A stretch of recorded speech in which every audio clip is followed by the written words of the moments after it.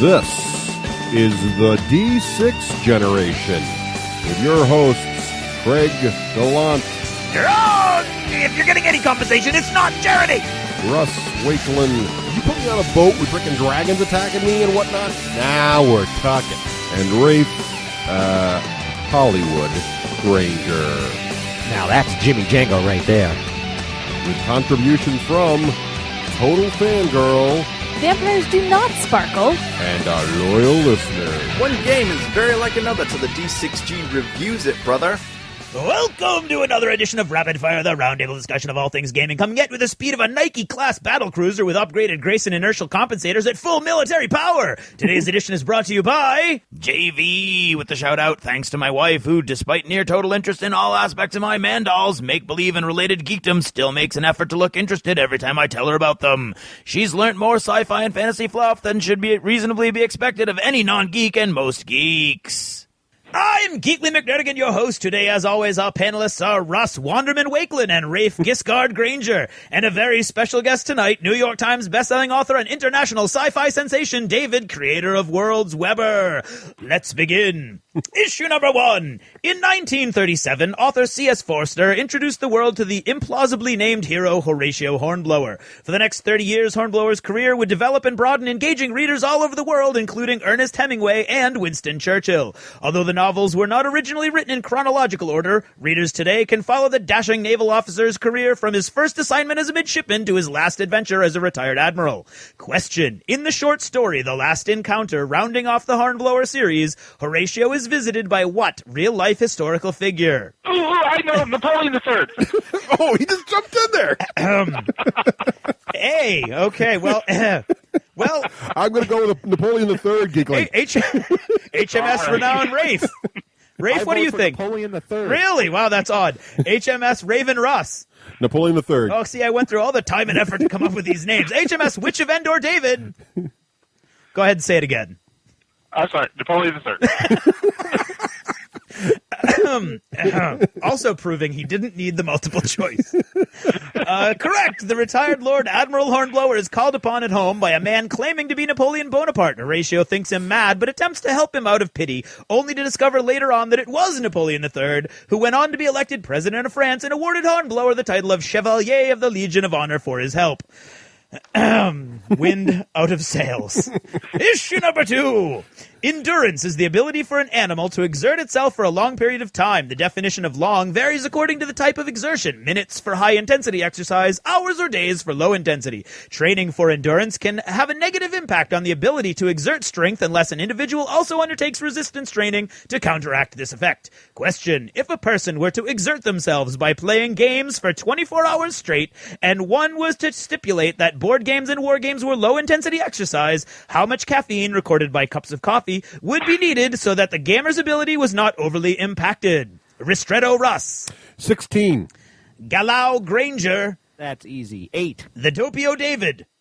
12. Wrong! There is no correct answer, as any amount of coffee sufficient to offset 24 hours of gameplay would be lethal, rendering the gamer unable to complete the 24-hour period. It's a paradox. Just suck it up, you Sallies. It's only 24 hours. Issue number 3. The term stratagem refers to an artifice or trick in war used for deceiving and unwitting the enemy, first used in English in the 15th century and coming down from the ancient Greek word strategos for general. Some historical stratagems prove so successful that they are given their own names, such as the Trojan horse, the empty city, or the Chinese stratagem to catch something, first let it see freedom. Question. In Irish folklore, there is a story wherein raiders defeat a much larger force by stampeding a herd of cattle, burning brands tied to their horns, through the enemy camp at night. Name this stratagem. Owen Rowe Russ. Cattle prodding. Red Jim Rafe. Shoot, I think I know this. Hornswoggled. Savernine Dealish David.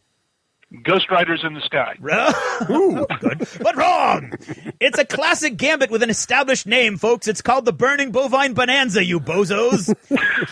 Issue number 4. An archetype is an original model of a person, ideal example, or a prototype upon which others are copied, patterned, or emulated, a symbol universally recognized by all. One of the greatest achievements an author can attain is for one of their characters to become an archetype in their field.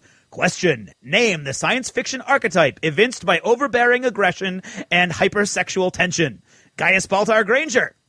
Harrison Ford's Han Solo. Wicket W. Warwick Wakeland. It's actual Princess Leia. William Rogers Weber. Oh, well, there I took Han Solo. Jim Kirk. Oh, Ooh, good one. Ooh. oh my God.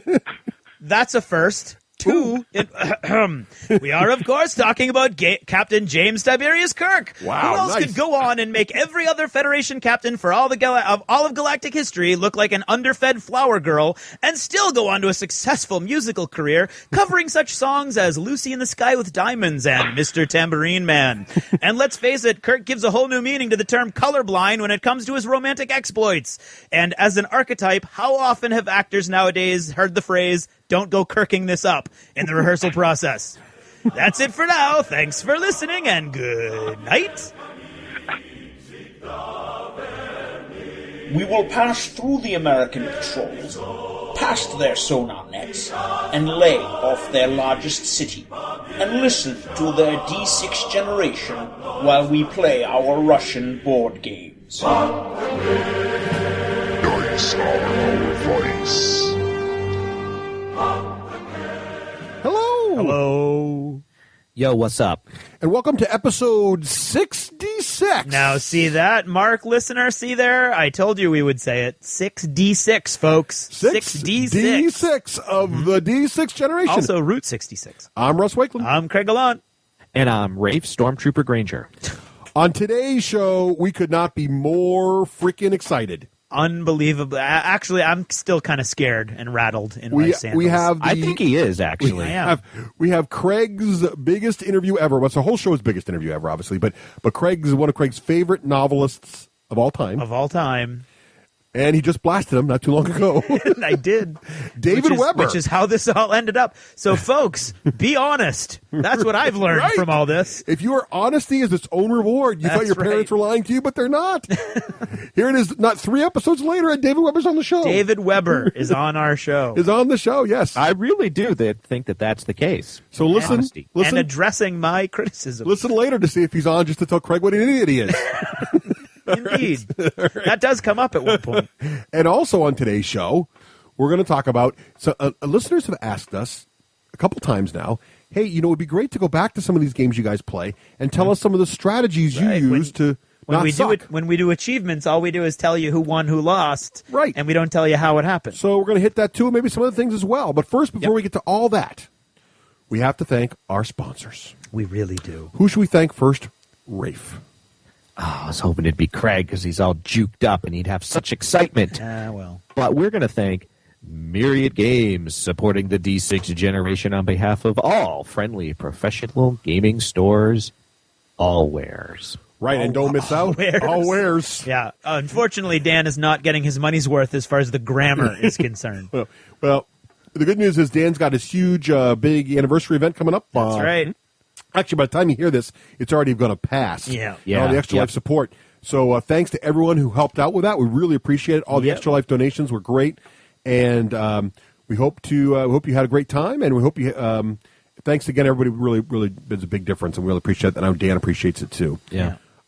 As of the time we record this, I only have 25% more to reach my monetary goal. How about you guys? As of right now, Russ has just leaped and bounded right on my tail. Craig and I both have exceeded our goal by a substantial amount of money, thanks to some hugely generous donations. Yeah, absolutely. And that's you people out there, our listeners who have taken the time and donated large amounts of money individually. And I'm really impressed, and thank you so much. I'm humbled. We are. Yeah, I am too, and we're flattered that our little bit of doing this here is making this kind of difference. So we really appreciate it to everyone, and thank you. We should probably say that although it all goes to a good cause, Russ and I are crushing the rest of our team. Yeah, I've noticed. Now, but wait a minute. I have a chance. And Craig, you weighed in on this. And I want to know, is Russ just politely somehow not reading the throwdown challenge to him? I don't know. Oh, I did read that, but that'll have passed by now. So, but yes, we'll talk about that after that. Well, I might have crushed you. Yeah, no. In the future. We'll see what happens. Well, we'll see. All right, we should also thank BattleFoam.com, protecting your army so you don't have to. That's right. BattleFoam. Our friend Romeo does a rocking job with some amazing cases. I was just reading another thread on DACA. This guy's like, I was skeptical. I paid my money, and oh dear God, it's the best case I've ever owned. I can honestly say I have never ever heard anyone regret spending the money. Once you see them and own them, it's the only way to transport your army. Believe us. I agree. Yeah. And speaking of the only way to do something, we also should thank Lone Wolf Developments, makers of amazingly handy software such as Army Builder, building your miniature gaming armies, and Craig? Card Loft. Card Vault. Card Vault. I moved out of a studio into my card loft, and it's lovely. Shut it. Card Vault. It's late, and I'm still pumping full of adrenaline. I know. Hey, mate, would you like to come up to my card loft? I don't even know what that was. That would be flat. But yes, you're working on it. Hey, Card Vault. I'm not an accent wizard. Card Vault, great way to take care of your collectible stuff and collectible games, collectible cards, you name it. And, of course, what's the other one? Hero Lab. Hero Lab for you cranking out your RPG characters easily, and quickly, coming and up correctly. soon, Tournament Ace. and Campaign Manager. Look at that. I remember them all. at you. Phew. So, yeah, we hope to talk to them soon about all the new stuff coming They've up. got a bunch of new stuff coming up. And we should also thank who else? Rafe? We should thank the little fuzzy dwarf with the horned helmet. That would be a known Viking. As the War That Store. would be a Viking. Store since 1999. That would be Vic the Viking. Don't miss War Store weekend. Getting very close. That's right. When you hear this, it's actually going to be the coming weekend when you hear it. Like a week away, yeah. So if you want to go. It's going to be phenomenal. Check it out. It just keeps getting bigger and bigger every time we get update emails. And Craig, who else should we thank? We should thank Navin and all of the men and women who paint so diligently in the rainforests for us at paintedfigs.com. Paintedfigs.com. Painting your armies so you don't have That's to. right. Great way to crank out some of those miniatures, get them done, get them on the table, and looking rocking good. You bet. And also to thank, in addition to thanking all of our great sponsors here, another way you can help the show is how, Rafe? Sometimes they go cheap, too, according to your last Twitter. Yeah. They should go to the ebay.the d6generation.com and win a bid and get to say something funky, although clean, inappropriate for young ears. I think a lot of our great big auction buyers have put their money where their hearts are and are donating this time, which I really appreciate. Actually, that's a good use. So we really appreciate that, but it also means you can get a dirt cheap shout out. That's right. So check the shout out auctions. You never know. They could go big, they could go small. A lot of times they go for 99 cents. Yeah. So if old Andy's listening, he can finally correct the fact that he's not as old as we Right. think he is. Not anymore, because now this will all be over when you're hearing this. But, who knows? And what else can they do, Rafe, to support the show if they don't want to deal with all They that can business? go donate to Extra Life. Right. Wait, by the time they hear this, it's over, right? No, but they can let's say by the time they hear this, they go, "Oh, I did want to donate." Do you think that they still Actually, could? you can, because the makeup day for Extra Life is the following Saturday. Yeah. So technically, donations are still open for that week, I believe. So jump in and do it if you want to. Also, the Children's Miracle Network is always available for support too. So if you miss it and you really want to help, you can as well. There's also a little donate button on our website, which is kind of like our tip jar. And that goes to us, not the children. But right, if you want to donate to the kids this week. Yeah, that's what we say. Let's not give anybody the wrong impression. Right. And also, we haven't talked about this in a while, but if you want to get a little bling for your ka-ching. I was wondering if that was I was defunct. kind of wondering It's that not too. defunct. It's still there. Click on our merchandise button at the top From of our the website. and you can get a nice D6 Generation shirt, perhaps a mug. Yeah. Did you create any new bling? I created the new Tor shirt a while ago, Yeah. but I haven't created any new things. So Did you create a toy shirt? Tor. Rock Tor shirt. Oh, the tour short. Yeah. Yeah. But if you want to, you can check that out. Also, if you have any shirt ideas, you're like, Russ, I'd buy it, but you don't have it, email me. Maybe we'll crank one up. That's right. Now, we normally have contests, but this episode, the contest is later in the show. That's right. Live And Twitter feed. It is priceless, literally. Yes. And also, a lot of our prize tub has gone to the big shindig at Dan's place. So we're giving away a lot of prizes this week at the big Extra Life event. So no big contest this time around, but soon the contest will start again. We got to start milking those contacts for some more giveaways. Yeah, but don't worry, we got still plenty there. But Rafe, Craig, Yes. Craig, Yes. it's time now for Achievements in gaming. Oh, you know what? At the last minute, I changed computers and I have the bling ready to go. That's embarrassing. Bloop. Wait. Yeah. Oh no, that was I got it. That's the fail noise. Bling. That's oh, that's another fail noise. All right. Well, anyway, yeah, more fail noises. That's something. Right. Stop it. Cool. Wait. Okay, good. Wow. Well, Our tech department is not at its stellar best this Not evening. really, no. Well, we had technical foo gods. So, whose achievements in gaming brought to us by today? Russ. What's brought to us by Arizona Miniature Wargamers. Connect with other gamers in Arizona via the forums on wargamersaz.com. That's WARGAMERAZ.com. Discuss area tournaments and events, showcase your models, and find opponents. Come to wargamesaz.com and help grow the Arizona Wargamers community. All right, so what games have you played since last time? Ooh, me. Me, I want to go first. No, it's me. I'm going first. Ready? All right, go ahead. None. None. Wow. Okay. I can't even give you an achievement for that. No. No, I don't sorry. deserve one. No. I want to go next. All right. None. What? Really? What According kind to of this. What kind of gaming podcast is this? All right. But I think I've played Russ is a some. liar. I've played some games. Actually, Of I know you. course you did. I know you're lying too. And the reason I know you're lying Uh-oh. is because, and I want to give you a negative achievement for this. The reason I know you're lying is because I sat there in a very, very crowded myriad games Uh-oh. and played Founding Fathers, which I had a great time with many of my favorite friends. But after Founding Fathers, there were no other large games to be had. Why? Because it was a Magic Palooza. Oh, That's jeez. right. But The I put magic- that down in other. You were what's Yeah, a that's where game? it belongs. No, wait a minute. Whoa. If how does Latro a game and Magic is not? Well, I Latro is wanted in to other go for the- also. I liked the uniqueness that there were no game show note bullets, which I knew Russ was holding out. I played Founding Fathers, had a great time. In fact, I wanted to play back to back with Founding Fathers. I liked it so much. I was getting so into But the you couldn't strategies. 'cause everybody was but I playing couldn't because Magic. Andy had to go, and then someone else had to go that's playing us. Chris had to go, and all of a sudden everybody else was playing Magic, so we were below a good size for Founding Fathers. You know what the magic has caused me to do? Yeah. I have the We Got a Pair email threads. Oh yeah, you got kind of a raw deal on this. I sent them all to a file because this was Russ's idea. But Russ meant just send the emails that are talking about magic. But I sent them all to a little file folder called A-holes. Actually, I had to flag. Well, I wasn't that bad, but I did have to flag Dave because Dave was having fun just injecting magic everywhere. So I flagged Dave as unimportant. So even if the thread's elsewhere, his stuff gets sucked out. Yeah. I mean, it's really it's all honestly, magic. It's all the magic all the it's- time. Which and is, not to be elitist, but half of it is magic all the time, and the other half of it are people I don't even know. Either making fun of me or talking about stuff I don't well, care I don't about. mind new people being in the group. I don't either. But honestly, I'm with Rafe. I thought you were going to say There you needs- don't mind new people making fun of Craig. Well, I don't mind new people making fun of Yeah. Craig either. I think it's great. To me, you got to pay your dues. I might both to encourage make fun them. of me and to be in the group. No, I don't think they're making fun of you. I think there was a. I don't know. There is a. I'm okay with the list being magic, having magic in the list. I think it should be flagged so that we know to ignore it if we're not Magic fans. Just like I might put a War Machine post for 40K players to ignore. Right. But I do think it's just to the point now where there isn't room. No. And everybody's playing, so there's not any other players there. So It was it's nice though of one of the new guys to lecture me on that I should probably just play Magic because that's the new game that everybody plays.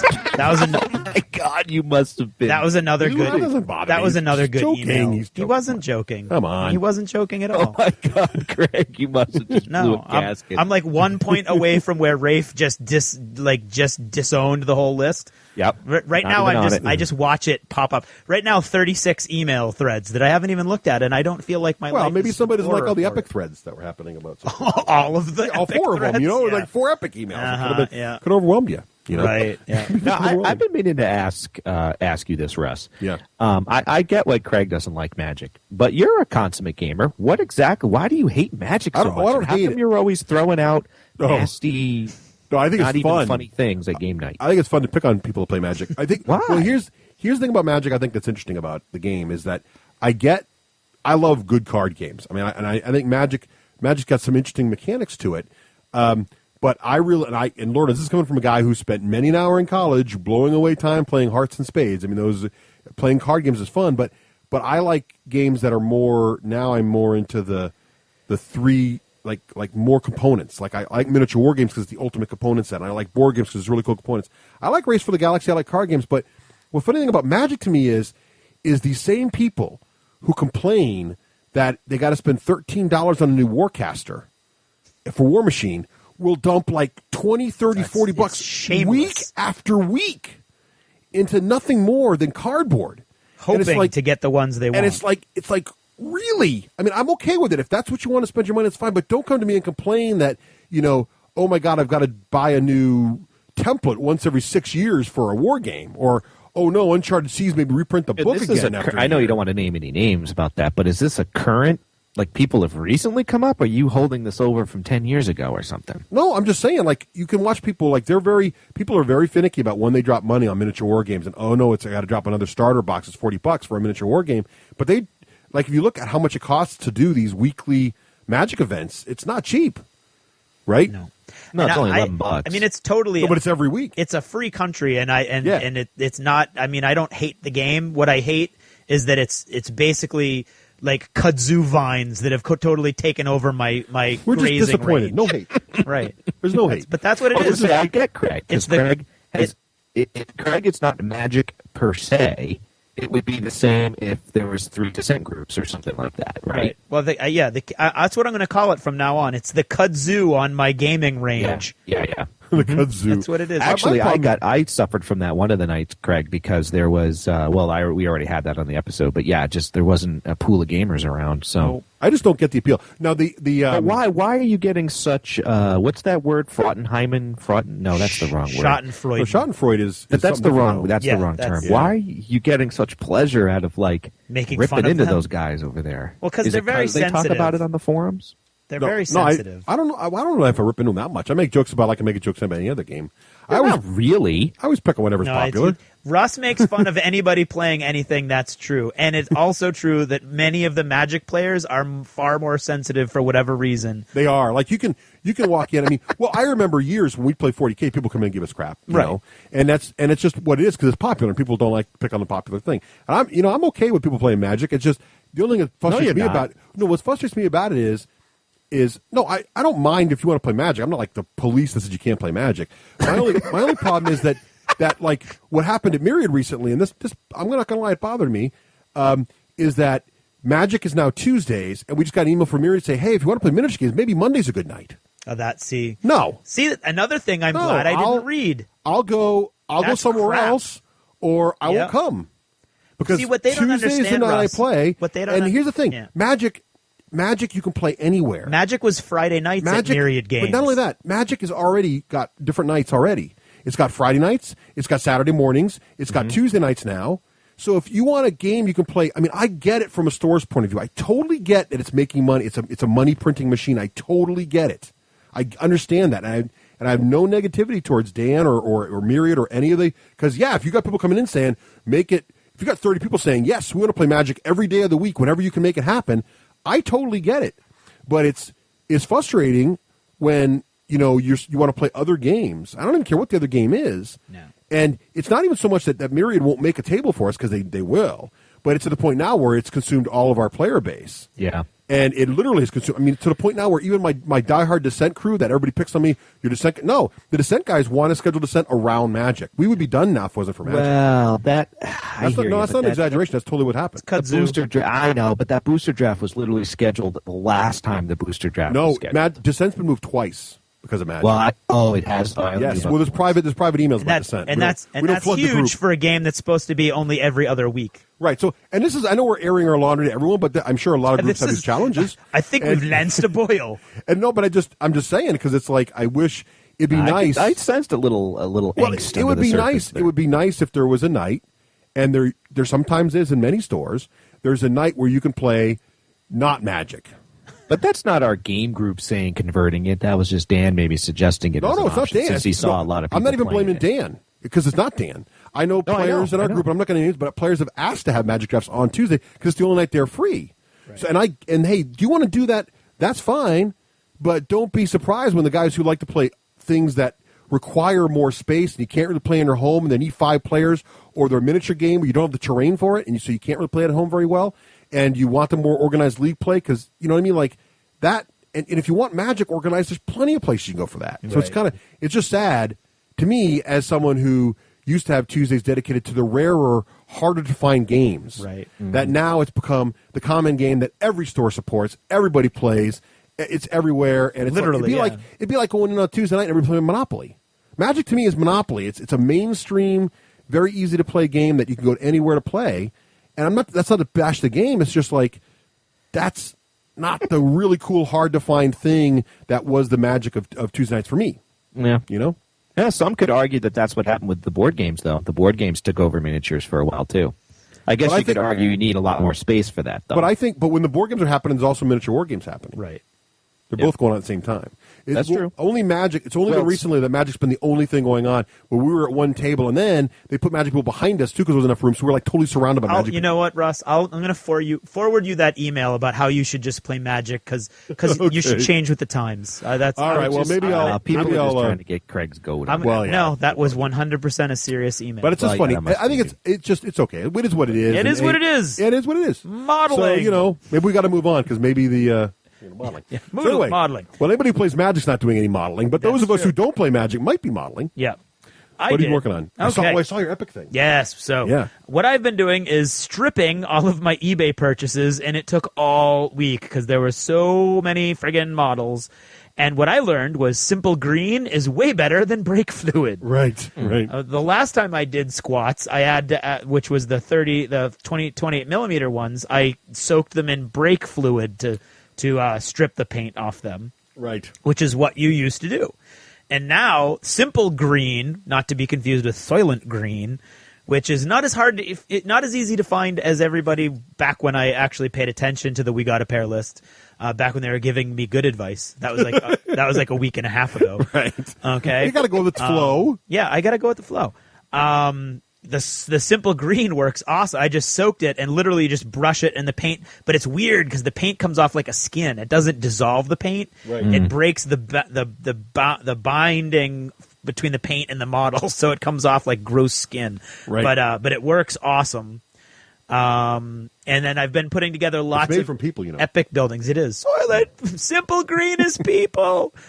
Sorry. I got a bunch of those GW, the old plastic building tops. Mm-hmm. You remember those from Epic? Yep. Yeah. Well, actually, what I've done is I've taken plasticard and some plasticard right angle I-beam pieces, and I'm actually making 3D buildings out of those GW building tops that are usually supposed to just go at the cardboard walls, and I love them. I love the way they're coming out. Yeah.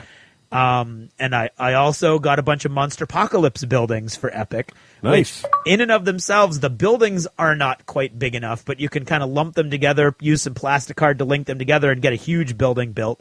And there's nowhere else on the planet you're going to be able to get a giant radar dish like that for $3, which is about how much you're going to pay on eBay for those. And things like the oil refineries. There's just all kinds of cool Monsterpocalypse stuff. And then finally, from the Tactical Command forums, the Epic forums, run by our own Ian from Nutshell. Yeah. You can actually – there's a new game, a board game, oddly enough, to tie in with what Russ just said, called Monopoly City. Yes. And the game pieces, instead of just little houses and little hotel things, are actually high-rises, and there's sports stadiums, and there's like sewage treatment plants, and there's prisons. Now, they're not quite the right scale, so you can use. I'm using them mainly as accent pieces on roofs and things like that. But they're awesome, and you can get the game on eBay for like $7.50, or you can order them from Milton Bradley as replacement parts for $3.50. Nice. And you just get a whole cheap. You get a whole bunch of them, and it's awesome. It's really, really, really made. To be totally honest, I've got all of these squats now, and I haven't touched them except for stripping them because I'm building all these buildings. And really quickly with the squats, because I did have to go through and rate them all, so I'm going to call that modeling. I want to give one more thanks to Chris. I got the box that he sent me, and it was like Christmas. It's unbelievable, all the stuff that he had in his closet that he boxed up and sent to me. Wow. And do me a favor by doing him the favor of going to unboxedbgb.blogspot.com. Bribery, it'll get you a shout out. There you go. Duke of the Blogspot.com. Also, that's his board game blog and his painting blog. Really cool stuff. And I'd like to thank listener Rob again. He had sealed boxes of Squat Warriors. Wow. And now these are the epic ones. The epic ones, yeah. So you're up to your ears in squats. I am. Nice. Well, the deal was I because I got a bunch of other auctions, I really couldn't justify spending a lot more money, even though they were like calling to me like a siren song. They were sealed, Russ, sealed in the plastic. Right. And I didn't, and he put them on he put one up for auction, and it went for money that I could probably afford. So when the next one came out, I bid on it and I won it, and he actually sent me 2 boxes. 2 sealed boxes. Wow. So thank you, Rob, for that. That was an awesome day. And that's Russ, my modeling. Yes. Russ, Craig does pretty well. He asks the universe, and it provides. He trashes David Weber's book, and he gets to talk to David Weber. I'm thinking of joining the Church of Scientology. Yeah, he asks for squats, he gets squats. Well, I have a request. Kind of throwing the karma theory out the window, aren't you? I'm going to throw this out to the what? universe. The universe is trying to make up for me what's happening with my gaming group. That could be. Well, I have a request. This is a serious request. Yes. Oh, dear. I have a request that if anybody out there is making a video game or a cartoon, I want the 3 of us to have voice acting parts in it. Putting that out there. Okay. And on that right. note, I finished my Huey helicopter. Oh, nice. Oh, yeah, nice. Achievement for 15 that. millimeter World War II. Yeah. Yep, Vietnam. How'd you like Vietnam, it? sorry, How's it look? Yep. It looks really good, but if John Paul were here, and someday we're going to get him on, I hope, Yeah. I would try to poke him in the eye with the gun turrets. Is your Because David Weber plan now? You're going to insult? Yeah. Oh, my God. Battlefront? No, I'm not even thinking that. This modeling is not for the faint of heart. Wow, The really? bits are very small, Yeah. and they connect with very little binding spots. So, I'm thinking, think of the what are they called? With the helicopter sits on the runners, the rudders, Skis? skis. Thank you. Off of those are these skids. little gun platforms that have about 3-4 working parts to them. Yeah. And where do you pick up a model from? Like around the base? Like how many times was something glued? I'd pick it up. And like a little piece would pop off. Yeah, you want to, in a situation like that, you probably wanted to glue the belly to like the head of a pen or pencil or something so you can hold it and not squish it. But what I'm afraid is it won't stand up on the modeling table. Yeah, that could be tricky. So, but how does it look, though? You haven't tweeted any pictures or anything. No, I haven't. People have been tweeting me and asking me, and I used you have 2 rotor choices. You can do the clear rotor and then sand them to make it look like they're in motion. Ooh, cool. That looks really cool. Did you do that? I kind of want to wait till it's painted, but I'll throw some pics up. Yeah, why not? Show us So, progress. but it wasn't fun. I wasn't having fun. Now, I don't know if that's because Too I'm kind of fiddly? in a rush. What's that, Craig? Was it too fiddly? It's too fiddly. Yeah. It's That's too too fiddly. Well, you know what they say? What? They say if you play too much Magic, your fingers get fiddly. And you're in trouble with See? Hey? See, there you go. There's Wow, that huh? angst Yeah, coming yeah. out again. Just disappointment, man. Just disappointment. You got to stay frosty. You got to stay focused on the job at hand. That's right. Yeah. Don't get distracted. So that's by it, this. man. That's my modeling. All right. All right. I have done very little modeling, to be honest. I did. No, I got nothing. I haven't even finished my boat. I'm really embarrassed. That about boat's been sitting there for what's a month. Good, well, the good news is that, to be fair to Myriad, because they are Michelle in particular at Myriad got really concerned that the folks who weren't playing Magic weren't getting help. So Yep. she sent out a big email saying, "Hey, everybody's in miniatures. What do you want to do?" And we got a great response to both Uncharted Seas and Malifaux. So I'm going to get that stuff all on nice. deck, clean them up, and get ready to go. I got a I model. want to play Hordes. And War Machine Hordes was actually number 1. Okay. Rusty Nail, the everybody was going back and forth about that resin resin company that does the old train stuff. Yeah. For my birthday, it finally arrived. Karen got me the what do they call it? It's like a little scene pack of the old rusty train engine. It is perfect scale for Malifaux, and it looks awesome. Ooh, or War Machine. It's an entire War Machine. Bleh. That's You can't hit all the games. Basically, You just I gotta can't pick win. one. I can't win. You just got to pick a game to great. dislike. Focus on Hey, Magic. War Machine That's Code, awesome. Magic There you Pad. go. Oh, I got to go back to that email. I must embrace everything I hate. I mean, and disappointed in. What about Hordes? Hordes is okay. Yeah, I'm thinking of selling that too. Really? Yeah. Well, don't before you sell your Troll Bloods. Yeah. Talk to you. Right. Which you did not do with your signet. I'm still disappointed. No, I am sorry. That No, I I'm didn't just do teasing. that. All right. So I did give you that one model. you did. I appreciate it. All right. So moving right along to Okay. other. Right. Other, yes. I have just finished. I'm on a Dan Abnett roll right now. Yeah. And actually, Nicole at Comic-Con got me his signature, which I'm psyched about. That was cool. It was Yeah, very she got to cool see Dan. because That was I've cool. had it twice and I keep losing it. It's crazy. Like, I had it on 2 different posters, and when I moved from Concord, I can't find them. So I've got it awesome. It's like, it's on this nice thing. I'm going to put it right up in the pub. Cool. Just finished Blood Pact, the next Gaunt's Ghost book, and How is it it? was awesome. Oh, I like it. the Really just totally, every one of those books just lives. You've got the action. You got, I mean, it's just really, really solid, and it's just, it's really So are nice you saying to that Abnett's just a better author than David Weber? No, I'm not. Okay. Sounded like it, right, Russ? Every book is met with action. No comment. No, it's not what I'm saying. You guys are being mean. I didn't say anything. I'm sitting here just listening. I'm just saying that. Okay, I will say this: the Dan Abnett books are far more basic. There's not as much character development. Oh, that's not. Well, there's some character development, too. But they're very basic, and they're 40K. Oh, come on, man! What are you, just get off my This back. is why we don't let you choose the children question. See, he just did one to you. Yeah, he See? did. Yeah. See how that works? Oh, I get it. It's not so easy from your side. That's right. Okay. Burnt hand teaches best. Okay. Anyway, the Blood Pact book was awesome. I've been trying to find a copy of Double Eagle, his book about the fighter combat in the same story arc, and I finally have one coming in from Amazon, but it literally took 2 weeks for me to find one and order it. So I'm very excited about that. And Cool. that's pretty much all I got for other. I got a bunch of other. Okay. I got the famous Magic the Gathering booster draft with the new set. Yeah. Who are you playing with? What was exciting for me is I have very fond, reminiscent memories of playing Magic with my buddy Brian Dolphin, who I call Dolph. And when we were in law school. Is his last name Lundgren? No. No, sorry. I don't get it, though. Dolph Lundgren. It's okay, look He's it an up. actor. Oh, He's sorry. an actor. Look it up. Okay. Wow. Wow. Yeah. It was moderately amusing, and you just killed it. I liked it. Well, that's what I do. Okay. No. Touche. All right, fair enough. Moving on. All right. So it was fun because he doesn't get out the game much, and it was fun. He got into the new set. I don't like the new set as much as the old set, the old booster draft, but it was fun to hang out with him. We got a chance to hang out at Fridays. We had some margs before we came over, so that was a good time. Good reminiscence. Hey, wait, did you get good cards this time at the end of the draft? Because it looked like you weren't doing so well. No, I got last place. I really got my butt kicked, and it wasn't fun this time getting my butt kicked like it was last time, and I'm not sure what the difference was. And I thought I would pick a better draft, but apparently I didn't.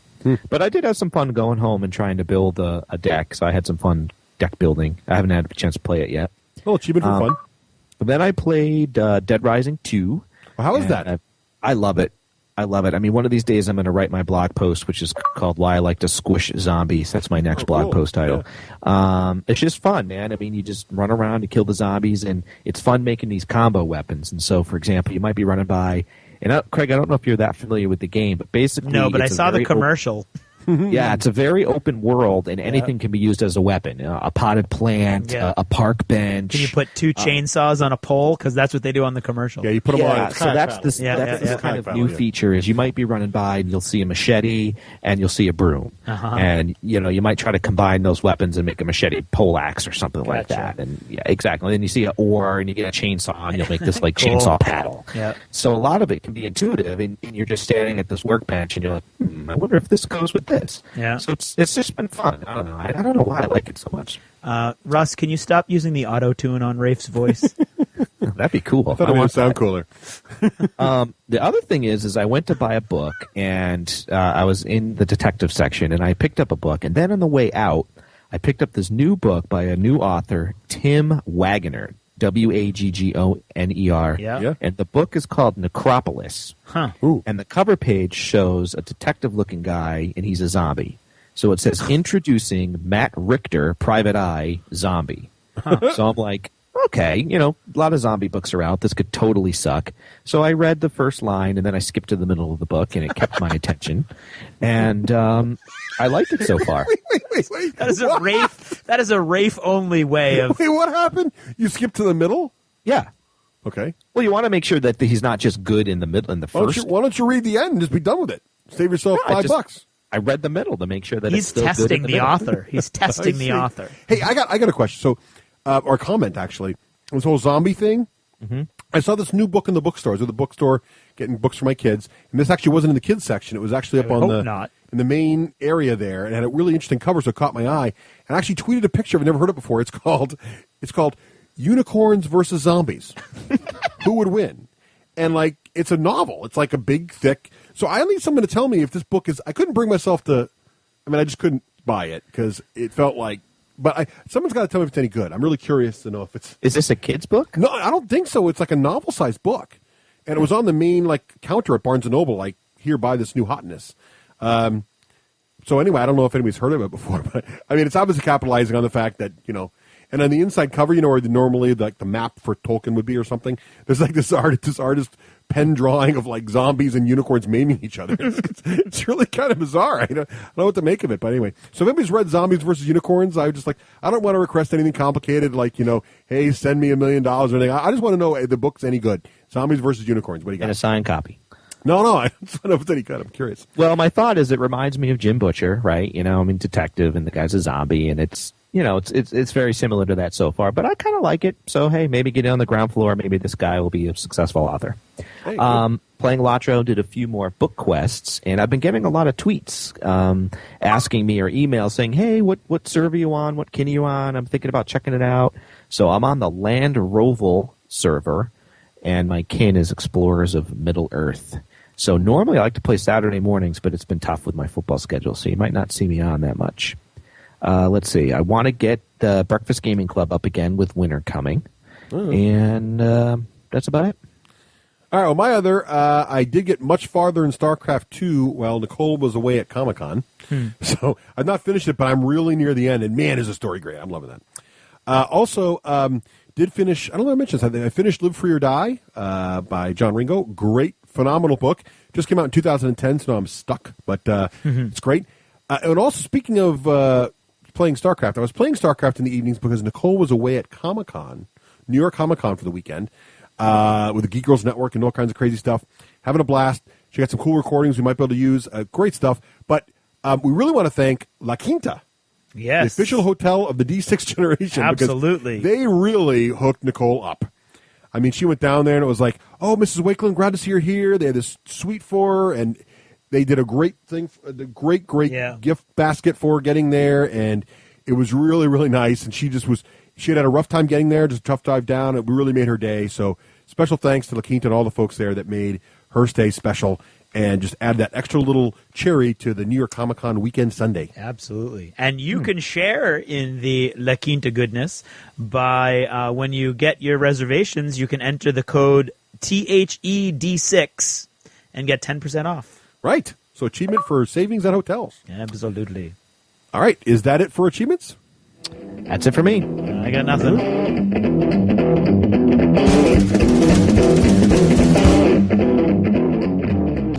You're listening to the D6 generation. Born to gain.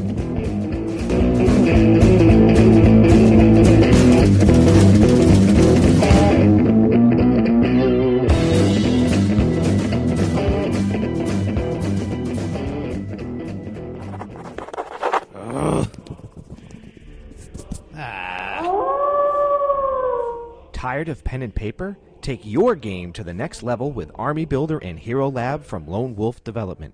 Army Builder has been the standard for Army construction software for miniature gamers since 1998. And coming out in July 2009, Army Builder 3.2 includes PDF support, streamlined user interface, mobile device output, and lots more. And for RPG players, Hero Lab is the award-winning character creation and management software for players and GMs alike. Hero Lab supports all the major RPGs from D&D to World of Darkness. With Army Builder and Hero Lab, point-and-click simplicity lets you spend less time prepping and more time playing. Download a free demo from our website, www.wolflair.com. Discover for yourself why 100,000 gamers have chosen Lone Wolf Development. And now, what's in the news? Brought to you by this week, a very special shout-out. The D6 generation would like to give a special shout-out to all of our listeners who donated to help with Extra Life. We are humbled and flattered by your generosity. And now, the news. And let's start off with something related to that shout-out. The final Extra Life numbers, well, mostly final. More about that in a bit. Extra Life this year, by all accounts, was an unqualified success. The D6G team members, that's Nicole, Rafe, Russ, and Craig, bolstered by their listeners and by their sponsors, raised over $2,338 for their favorite local children's hospital, Boston Children's. The D6G team members teamed up with the team for Team Game Salute, and that team, combined with the D6G's earnings, raised over $5,140 for the effort. Amazing job by local groups, and thanks to all of our listeners and all the Game Salute listener fans who helped out there. This is the third year for Extra Life, and it has grown dramatically. In the first year of Extra Life, 2008, in 2008, the effort raised over $120,000 for local children's hospitals around the globe. In 2009, the effort grew even more, raising $170,000 for children's hospitals around the world. But in 2010, gamers around the world heeded the call, and over 3,600 gamers came together and raised over $443,000 for children's hospitals, local hospitals near gamers that are near and dear to their hearts and their families. This is amazing, more than double the prior years, and the numbers are still growing because donations don't officially end until November 15th. If you wanted to help and didn't have an opportunity until now, please head over to the D6 Generation and check the links. Donate to anyone, just give a little bit. It would be great, and the children will thank you. And thanks again to all of our listeners and those folks who donated or became a team member or just started their own effort in their local community. Amazing work, gamers.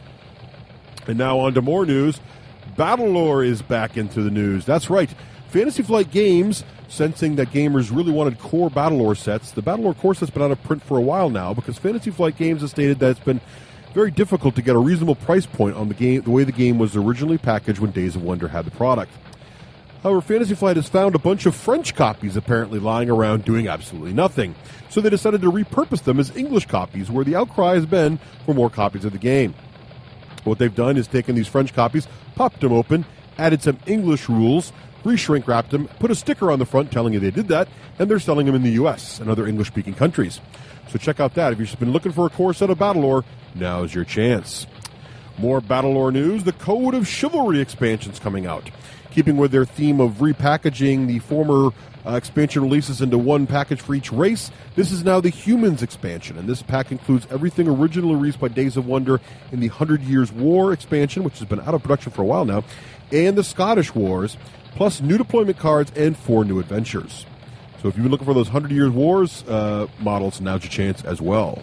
And while we're on the subject of Fantasy Flight, the Exodus expansion has been announced for the Battlestar Galactica board game. Time for more Cylon crushing goodness, or human crushing goodness, depending on how you look at it. The new box set includes 3 new ways you can play the game, and they can be used in any combination. First, there's the Cylon Fleet option, which adds more space combat. Apparently, this adds a Cylon Fleet board, which you'll slowly see Cylon plastic ships massing for a big attack, and at a certain point, they'll all come in a giant wave and attack the Galactica if she doesn't jump. Also, there's the Conflicted Loyalties option, which adds more detail to the loyalty cards. It adds them the final 5 plot elements from the SORO, as well as adding mini-tasks that people must try to complete in addition to their major tasks. And in addition to trying to win as humans or Cylons, and if the mini-tasks are missed, then more bad things will happen. Finally, there's the Ionian Nebula option, which has players face off against some of the famous conflicting personalities on board the Galactica. It adds apparently some NPCs that move around on the main Galactica board, and humans and Cylons can interact with them, but are they a friend or a Cylon puppet? I guess there's only one way to find out. So if you wanted to add a little more spice to your Battlestar Galactica game, I guess there's time for that coming soon. Speaking of Battlestar Galactica, there's a Battlestar Galactica MMO in the works. In fact, the beta is going to start any moment now. If you'd like to check out the beta for the Battlestar Galactica MMO, go to beta.battlestar-galactica.bigpoint.com. Hopefully it will not suck. So say we all. In other news, Spartan Games has announced an entirely new game. That's right. Similar to Firestorm Armada and Uncharted Seas, this new game is going to be set in a steampunk universe in an alternate Earth timeline. There will initially be 4 factions: the Kingdom of Britannia, the Prussian Empire, the Empire of the Blazing Sun, i.e. Japan, and the Federated States of America. And they've also hinted at a new faction called the Covenant of Antarctica, which will be coming out later after the initial release. It, of course, uses the exploding D6 dice rules found in Uncharted Season Firestorm Armada, along with the range bands. So they're going to use that tried and true tested. And they've had some amazing model previews, including some massive land tanks, some battleships and air fortresses, fighter craft. So the game's going to feature naval combat, air combat, and ground combat. So how it'll all combine will be very interesting. Check out the website. Hey, wait a minute, you forgot the coolest thing. What's that, Wickland? I know you're very excited about it. Yeah, they've got dirigibles. What? No, they have giant flying dirigibles, and some of the dirigibles have, like, huge launching systems for aircraft carriers. What are you so excited about dirigibles? Dirigibles is just a fun word to say. Say it with me. Dirigibles. Dirigibles. You're right, that is kind of a fun word. Excellus is another preview for you to try out. They've got a massive new monster that was previewed at Gen Con.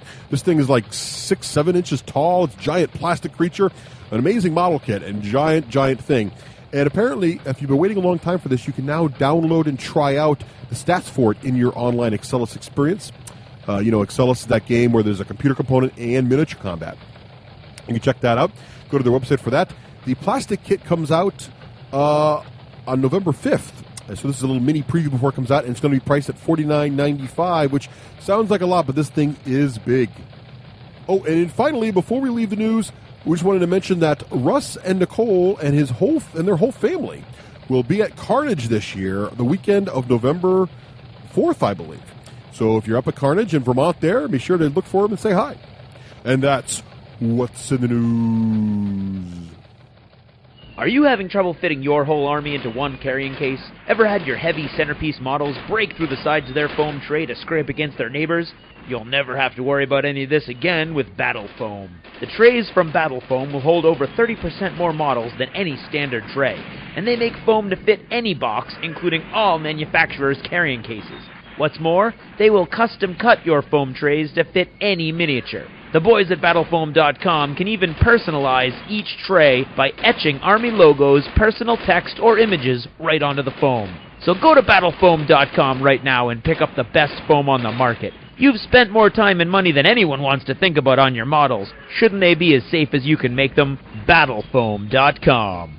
Hooah! And welcome back. We are excited, more excited than words can say, to introduce this new guest, David Weber. David, thanks for coming on the podcast, and welcome. Thanks for having me. Thank you, David. We're very excited to chat with you today. Yeah, very excited. Hollywood here. So glad you're here. Thanks for jumping in here, too. You guys worked hard to get through those technical difficulties. We did have some challenges, I'm not going to lie. Okay, David, if you could refrain from letting the listeners see behind the curtain, that would be great. Sorry. Okay, I won't tell. There's nothing to see here. It's actually been a nightmare trying to get David on tonight, Yes. So we're just happy it's working out. David, an absolute honor and pleasure. We are three of your biggest fans, and we do, however, start every interview the same way. So we're going to ask you, are you now or have you ever been a gamer? Oh, yes. Forever, until I started writing full-time.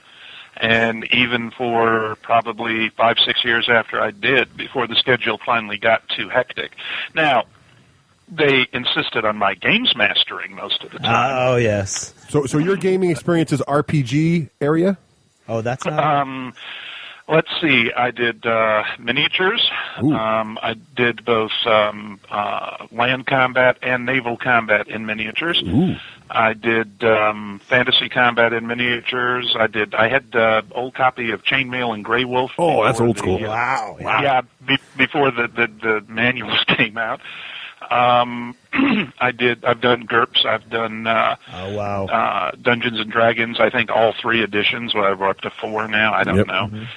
Yeah, but it's a indication of how long I've been locked in my writer's garret that I didn't realize that Nick Fury had been reimagined as Samuel Jackson. Came as a shock to me. Nice. You're not the only one. Right. Yeah, I was just like, well, at least he's got an eye patch. Okay. Right. They're sticking with the basics. Well, you got to understand. I really like Samuel R. Jackson. It just was a shock. Yeah, absolutely. Yeah. I thought he did the role proud. And I just keep thinking he's Master Windu, so I don't get it. Right. There you go. Now, rumor has it that actually you've designed games. Is that true? Yes. Well, I've done a lot of self-design. The only game that I've actually been involved with as a developer that's been published are the Starfire games, which I don't know whether they're still available or not, because it's been quite some time. Yeah. Now, I have been sort of hands-on with Ken Burnside at Ad Astra Games. Oh, yes. Who does the Saganami Island Tactical Simulator. And he's really ticked off about the missile pods. He says, okay, now what am I supposed to do? Well, I had actually thought about, because that was such a huge technical game changer in the universe that it has to wreak havoc with a game that was built before that. Well, actually, the problem is that the game was originally designed not before the missile pod was introduced. The game was originally developed for the period at the beginning of the Havenite Wars. Right, yeah. The development work didn't begin until after the missile pods had been introduced into the novels. Okay. But the beginning time frame for them.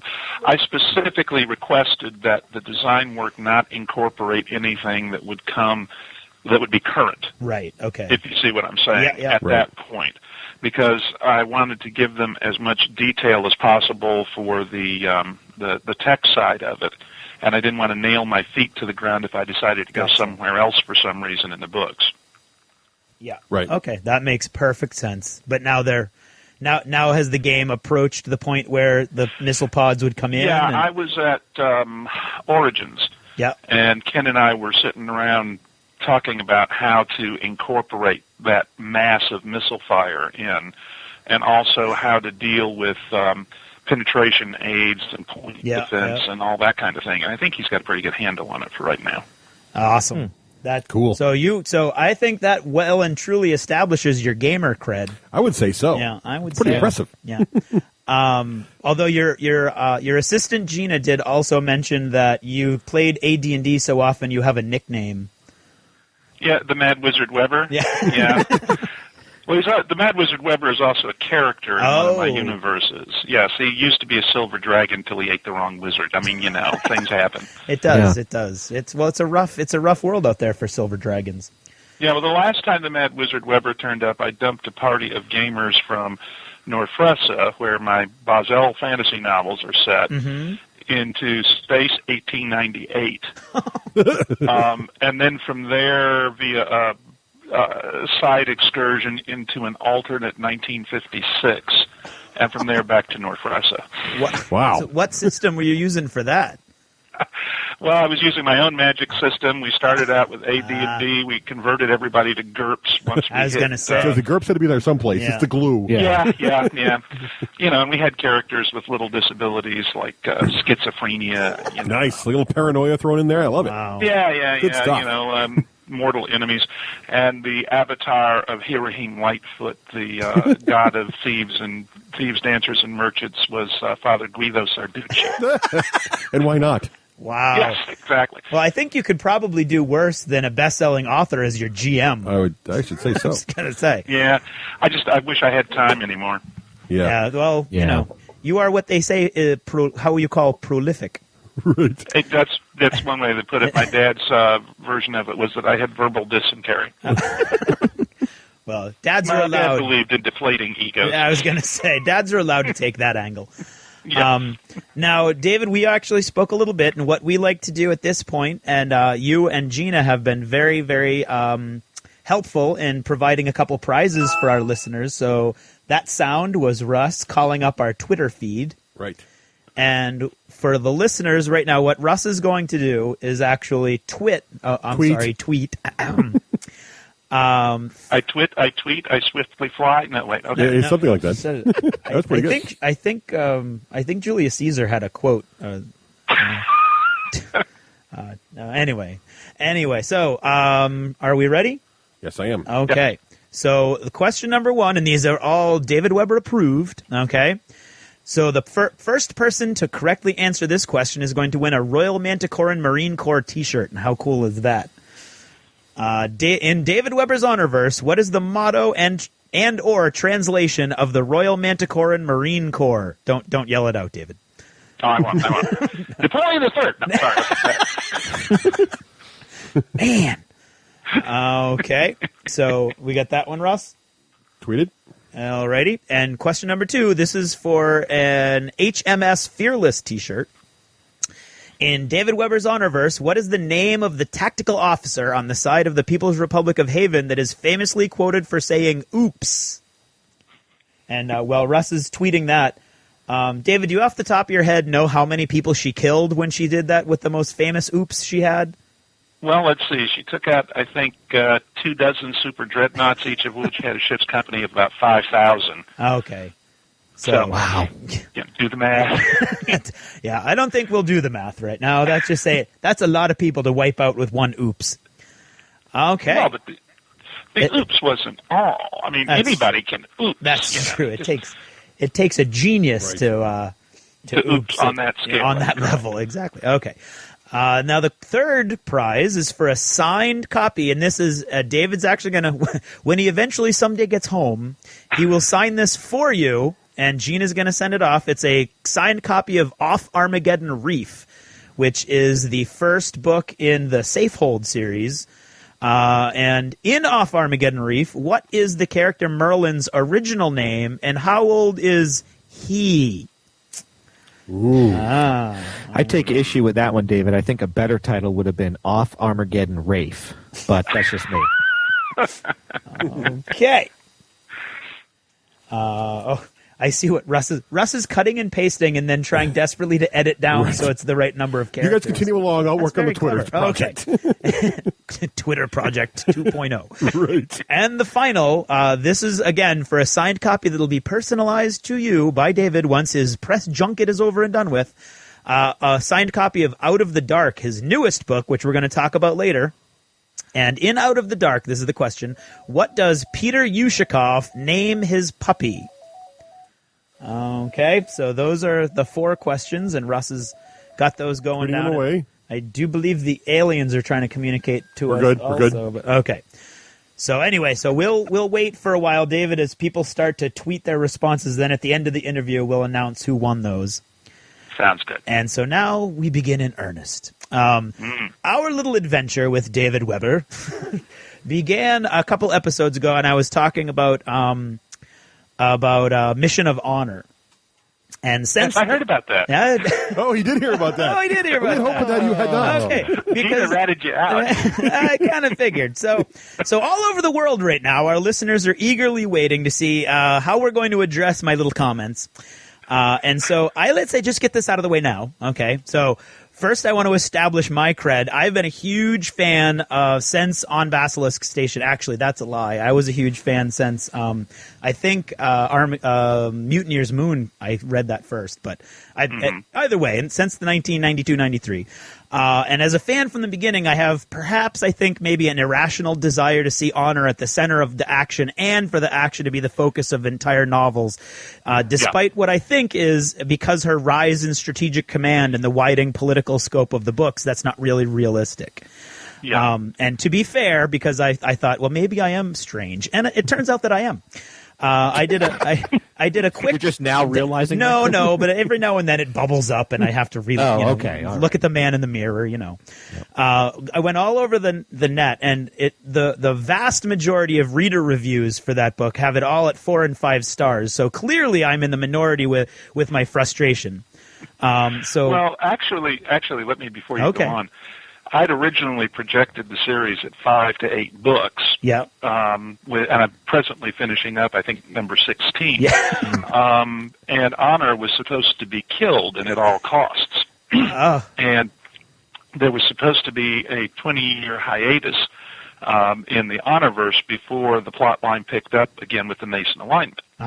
But Eric Flint, in his short fiction with Victor Kasha and Anton Zawicki, pulled that plot strand forward about 20 years inadvertently. So I didn't have time for Honor to die heroically in the Lord Nelson manner, etc. But because I knew she was going to die, I wasn't as worried about how many titles and whatnot she wound up with. Okay, gotcha. But now I'm in the problem that I've got someone who I literally cannot throw on death rides anymore. Yeah. And that means that that's one reason I'm developing so many of the secondary characters now. Yeah. You're not the only one who has made that observation to me. And actually, if you go back and look at the series carefully, there are about 3 places where I've taken turns a little bit in how the series was oriented. Right. And this one is a little more drastic than the others because I had anticipated starting an entirely separate series to deal with these events. Gotcha. With a little more leeway. Exactly. Yeah. Well, it's got to be tough as your characters evolve and grow. You can't keep them in the same spot. I mean, if you look at any series with a long running character. Oh yeah, no. They look at Star Wars when they get Han Solo to the point where he's marrying Leia and they're having kids and they're all generals and admirals. How do you keep them the scoundrel you love so much from the original movie? I mean, at some point. Yeah, well, and I made my mind up when I invented Honor that she wasn't going to be a female James Kirk. Right. That she was going to be promoted. Right. Yeah. That nobody was going to do this nonsense about your highest and best role is as a starship. Right. It's so contrived. Even though you kind of want to see him there, you really don't because it doesn't make sense. Well, and it wouldn't. Well, I always thought the search for Spock should have been the court-martial of James T. Kirk myself. But, what can I say? Now he's hardcore. Send Star Trek hate mail to. Now, so with this readjustment, David, do you think now that you've introduced the whole the Mason alignment and the Solarian League is starting to fall apart, even though Honor's at that high strategic level now because you've got these secondary characters that are built up, do you see the books going back a little bit in that direction with other characters like you imagined originally, or is maybe the story is just so big now that it's a totally different kind of story? It's almost a different kind of story. I have characters that I can do this kind of stuff with. Right. The problem is that the nature of the conflict has shifted, at least for the immediate books. I mean, the one I'm working on now, I'm only about 4 or 5 chapters from the end, is called A Rising Thunder. And it deals with Admiral Philaretta arriving at Manticore and Mike Hinkey's adventures over in Spindle and the rest of it. And part of the problem is that the scale of my canvas is so big now. Right, yep. That there's a limit to the amount of focused action that I can give you. Honor does get, it's 4 or 5 chapters building to the confrontation with Philaretta. Okay, right. So you should be happy. Okay, good. But it's also, the other problem that you've got to bear in mind right this minute is that until the Solarian League or somebody can do something about the tech imbalance, battles are going to be very one-sided. Right, yep. Okay? And there's a limited number of times you can push the baby chicks into the water. I mean, the Solarians are... The Manticore's problem right now is that because of the tech differential, Manticore is on the other side of the death ride scenario. Right, yep. And it is nowhere near as engaging for the readers when your guys are the ones who are just blowing everybody away. Right, yeah. And in fact, it's hard on the characters who are doing the blowing away. Yeah. Right. Because they realize how bad the tech imbalance is. Right. Right. Well, that's interesting. Well, I was thinking, David, I don't want to slow down Craig, but part of what our podcast reaches is not only experienced readers. I know I've gotten up to, I think, right around that time frame when you were going to have Honor die, which I didn't know, but around books 5 through 8. But I don't know, Craig, if you want to do it, but what's a good overview of the Honor Harrington series? Well, we're going to talk about Honor Harrington a little more later. Okay. Well, I thought just an introduction so that people could, Yeah, but there will be a time. You got it. For that. All right. Yeah. He's got a plan. I do have a plan. I did spend about 5 hours on this. No big deal. No big deal. Don't derail him. He's on a roll. Don't derail me, man.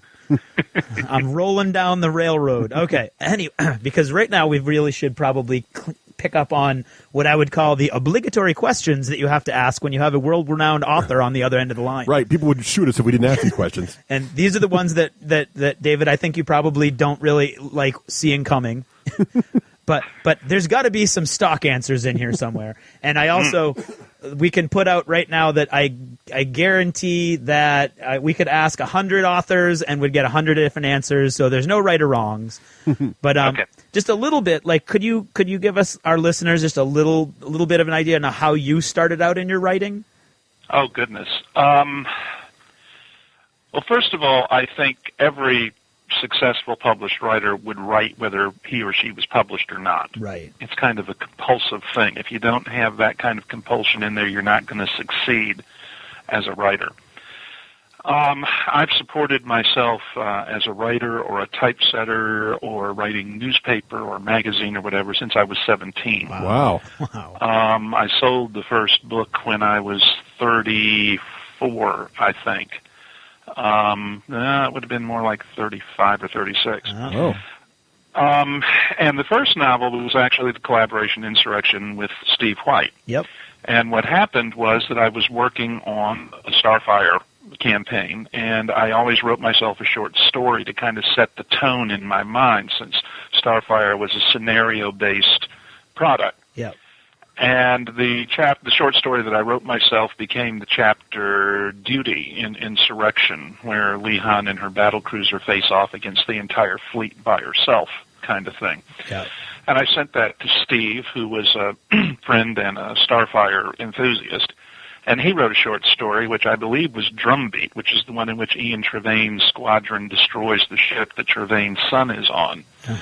And that caused me to send one back to him, and he sent one back to me, and before we realized it, we had basically written a novel based around the plot skeleton that I'd worked out for the gaming product. Wow. So I wanted to ask that, because that was something you already highlighted, was so gaming directly informed or aided your desire to be an author, or was it a chicken and egg thing, or just sort of work together, or how did that work? I think it was apples and oranges. And by that, what I mean is I had already written a novel, which I had submitted, and which is the only book I've ever had rejected, and which was, in fact, what became Oath of Swords, with very little, very few changes. Surprising how that works, isn't it? But then the collaboration just sort of happened. And we submitted it to Avon. John Douglas was the senior editor at Avon at the time, and he really liked it, but the suits wouldn't let him buy a book that long. It was like 180,000 words from a first author. So we cut it down to 135, and it was still too long. And John said to me, after we tried for a year to try and get it down to something they'd let him buy, he said, we all love this book. We can't take anything out without damaging it. We don't want to see that happen, so I'd like you to withdraw it, submit it someplace where they publish more military-oriented science fiction. Tell them the only reason that I didn't buy it was because the front office wouldn't let me, and that I want them to call me so I can tell them that myself. Wow. That's huge. That's class, is what that is. Yeah. And the rest, as they say, is, well, I'm not going to, Right. Wow. So now that's got to be unusual, though, in the publishing industry, for somebody to sort of take you under their wing, and then, even though that wasn't going to help them at all, to aid you on your way. Most editors are, in this case, excuse me, we'd worked with John for a year. He knew the investment we made in the book, and he really liked it. Yeah. And an editor who believes in a book, if he can't buy it, if he's not in a position to buy it, because the corporate office won't let him, they're really pretty good about helping you find someone who might be in a position to buy it. Oh, wow. And it's not as cutthroat as as people sometimes would think. Gotcha. Yeah. That's very heartening, actually.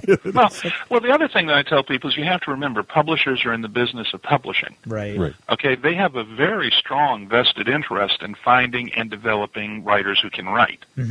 Right. So it is a Darwinian process. Right. But if what you're writing is marketable and you submit to the right publisher long enough, you'll get published. Yeah. Yeah. Oh, cool. Do you have any other advice for new writers that are or aspiring writers in the audience? I have several pieces, but given the time constraints, I will limit myself to one. Okay. Write what you enjoy reading. Uh-huh. Oh, okay. Do not try and write what you think is going to be hot. Do not try and write what you think is going to be popular. Don't pick a publisher and then try to slant what you're writing to suit that publisher. Uh-huh. Write what you like to read, then find a publisher who publishes similar material and submit there. Gotcha. That sounds good. If you write what you enjoy reading, you'll do a better job of it. Mm-hmm. That's one thing. Yeah. Your enthusiasm level will be higher. That's another. And the final thing is nobody out there has such unique reading tastes that if you like it, there won't be other people who do, Right. if you see what I'm saying. Yeah, that's a good point. There you go. Yeah. And my second piece of advice, actually, now I think about it, is don't think about how someone else would tell the story. Uh-huh. Okay. Tell it the way that you would tell the story. Mm. Don't try to be Damon Runyon writing a gangster novel. Don't try to be David Weber writing space opera. Don't try to be Robert Heinlein. Don't try to be anybody except you. Gotcha. That's good. Sounds good. I like that. Okay, moving on. It's like we're hitting the ticking off before we get to talk about the actual books. What are some of your inspirations and influences as you write? I mean, you've got such a wide variety of books now with all these. I mean, most of them are in space, but then you've got the War God series as your fantasy series, and now you've coming out with the new book. Like, where do you pull all of your different inspirations from, or what are influences on you as you create these things? Oh, goodness gracious! I'm asking the small questions. Yeah, I know. Yeah, that's like, which of your children do you love the most? Well, these guys won't let me ask that question anymore. that's wise of them. As a father of three, I know. Right. Mm. I think that it's really hard to say. Yeah. Because they come from so far down inside sometimes. But I would say usually what happens is a question occurs to me, or a vignette occurs to me, and I start playing with it. Like, for example, in the Mutineer's Moon series, I was just sitting there one night looking up at the moon, and I said to myself, wow, what if that wasn't the moon? What if that was a giant alien starship the size of the moon? Ooh, shiny, And from there, I had to start coming up with answers to all the questions, like, who the heck would build a ship that size? Why has it been here that long? Where did it come from? Why hasn't it gone away? And that sort of led somebody who doesn't believe in the conspiracy theory of history to write one of the great conspiracy theories. Absolutely. But that's how it works. In the case of the Honorverse, but it really wasn't Horatio Hornblower or C.S. Forster that started me on this. Yep. Originally, I was going to do Rome and Carthage. But the problem is that Rome and Carthage, one was a land power, one was a naval power, and you can't do that too well on the interstellar scale. Right, yeah. Right. So I had to fall back to sort of the Napoleonic model in many ways, although people who try to fit me too neatly into any given historical model will find that it pinches their toes.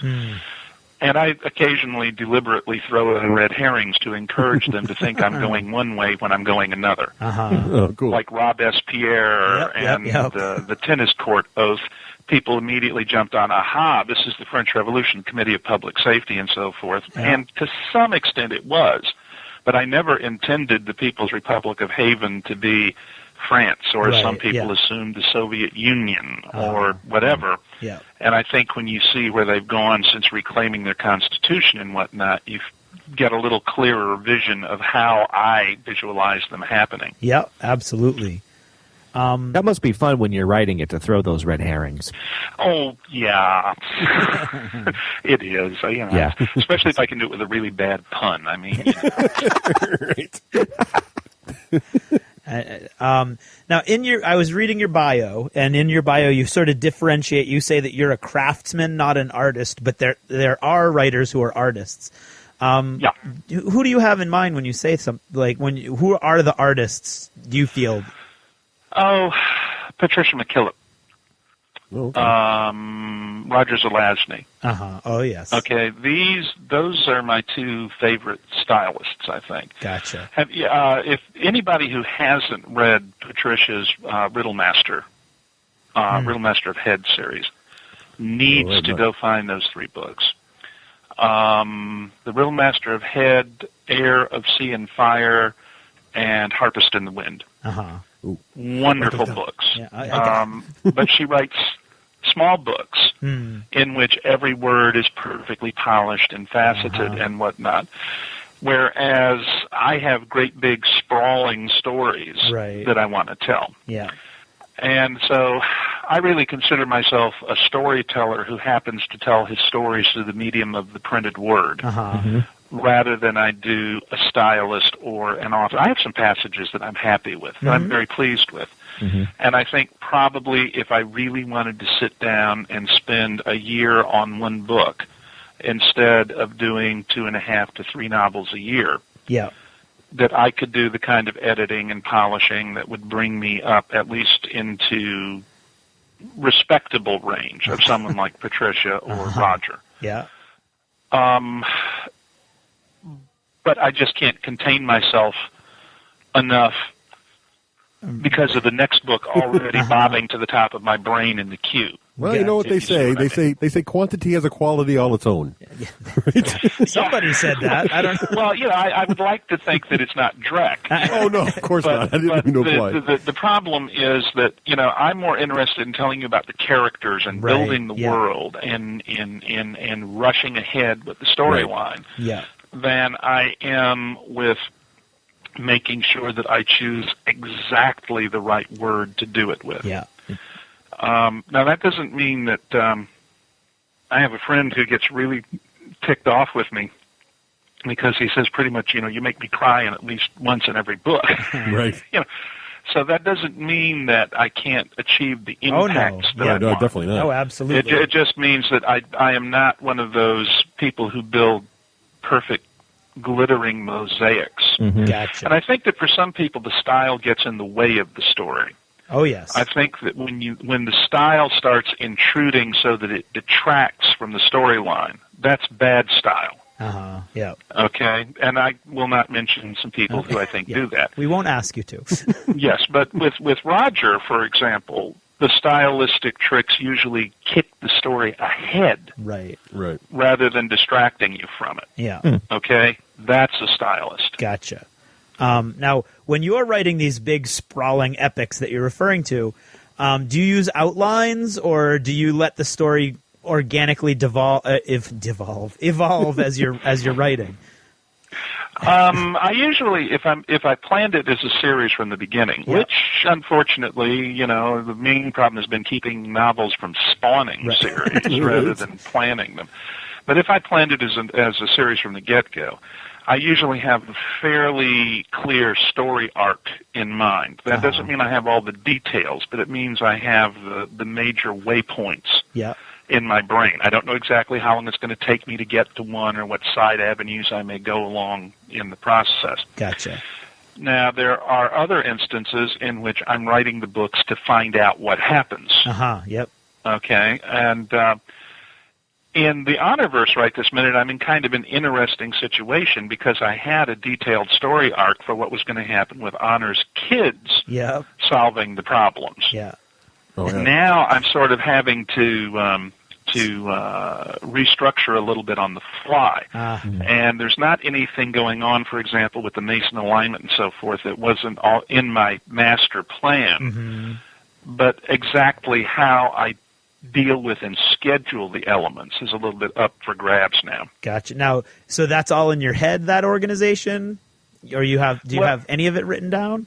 Until I actually write the books, it's in my head. And I I did an 85,000 word essay on the Honorverse before I wrote the first book. Okay. And that's my tech Bible. Gotcha. Okay. That makes sense. And it has technology and notes on weapons and political systems and that kind of thing. Then I had a general timeline for the series that I only filled in as I wrote the books. Uh-huh. And since Shadow of Saganami in particular, I gave up on the notion of 3 separate series. Instead, I'm kind of advancing on a broad front. Yeah. And there, because of the scope of what's going on, I have an extremely detailed timeline as I go along that says, dispatch boat departs Manticore with messages from Mike Hinkey about Philaretta's arrival, and there's a date, and then I skip down to the point at which it arrives at Spindle, and I note that, and then from Spindle it goes on to wherever Mike Hinkey is, and I note when it arrives there. And it helps a lot, but I try very hard not to get more than maybe 6-7 chapters ahead of myself in structuring the timeline. Wow. So that I don't paint myself into a corner. Wow. That is one heck of a brain you must have there. That's a lot of stuff to keep straight. Well, that's amazing. When you're writing, how many drafts do you go through? Like, how much work are you putting into the finished product?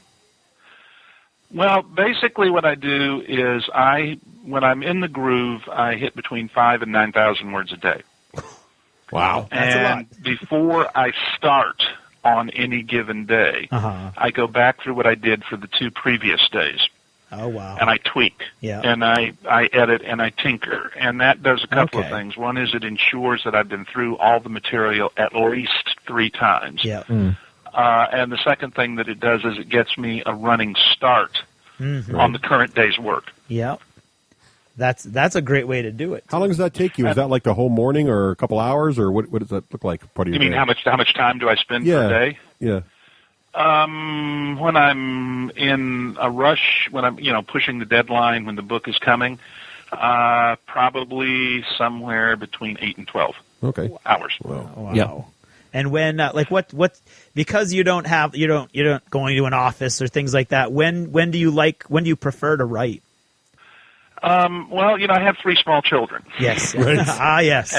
And what basically happens is I sleep until about noon, and then I get up and take care of those, boring little details that you can only do with banks and whatnot while people are awake. And then about that time, the kids are getting home from school, and it's getting on towards supper time. So we do supper, and then I spend an hour or so with the kids watching TV or reading to them, supervised toothbrushing and spray hands, and tuck them into bed. And then I go out and work until about 4 in the morning. Oh, wow. Oh. So you're a night owl then, basically. That's interesting. Oh, well, I always have been, really. Yeah. Well, the thing is, if you're working at 4 o'clock in the morning, the phone doesn't ring. Right. Now I use voice-activated software now, so I used to put ABBA on in the background. Excellent choice. And just have it going in the background while I was writing. Now with the voice-activated software, if I do that, the voice-activated software is listening to ABBA. I was going to say that's going to be an odd. Girl, it just doesn't work. It's hilarious now because whenever I am reading your books and seeing these great space battles, you're going to in see my ABBA head as the soundtrack. The music was never ABBA, but now it is. Well, Marla Ainspan at Bain was really ticked off with me when I pointed out that the horse stealers have Irish accents. And she said, "My God, now I'm going to be thinking about 7.5-foot tall leprechauns with an attitude." Clearly.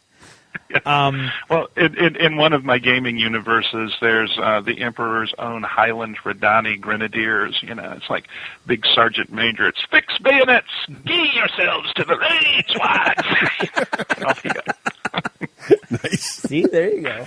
I love it. Inside info. I love it. Now, a lot of your work you do on your own, but you also do a lot of collaborative effort. Now, see, this is where I can't ask things like, "Who's your favorite child?" So we'll skip to what are the challenges or advantages of when you're working with a partner? Okay, well, one thing is I won't work with somebody just to increase output. Okay, I do a collaboration with someone when I think what we're going to produce in the end is going to be better or at least significantly different from what either of us would have produced alone. Yeah, that's cool. or if I have something that I want to learn or something I'd like to teach. My original collaborations with John Ringo fell into the teaching mode because John had really and truly, John is a magnificent natural storyteller, but he had zero training in writing. Gotcha. When he did Him Before Battle. Yeah. Right. And so the Prince Roger series was a mentoring relationship, and by the third book, we were full partners. I mean, that's how steep his learning curve was. I will do a collaboration with someone like Eric Flint because I really like his universe. He really likes mine. Yeah.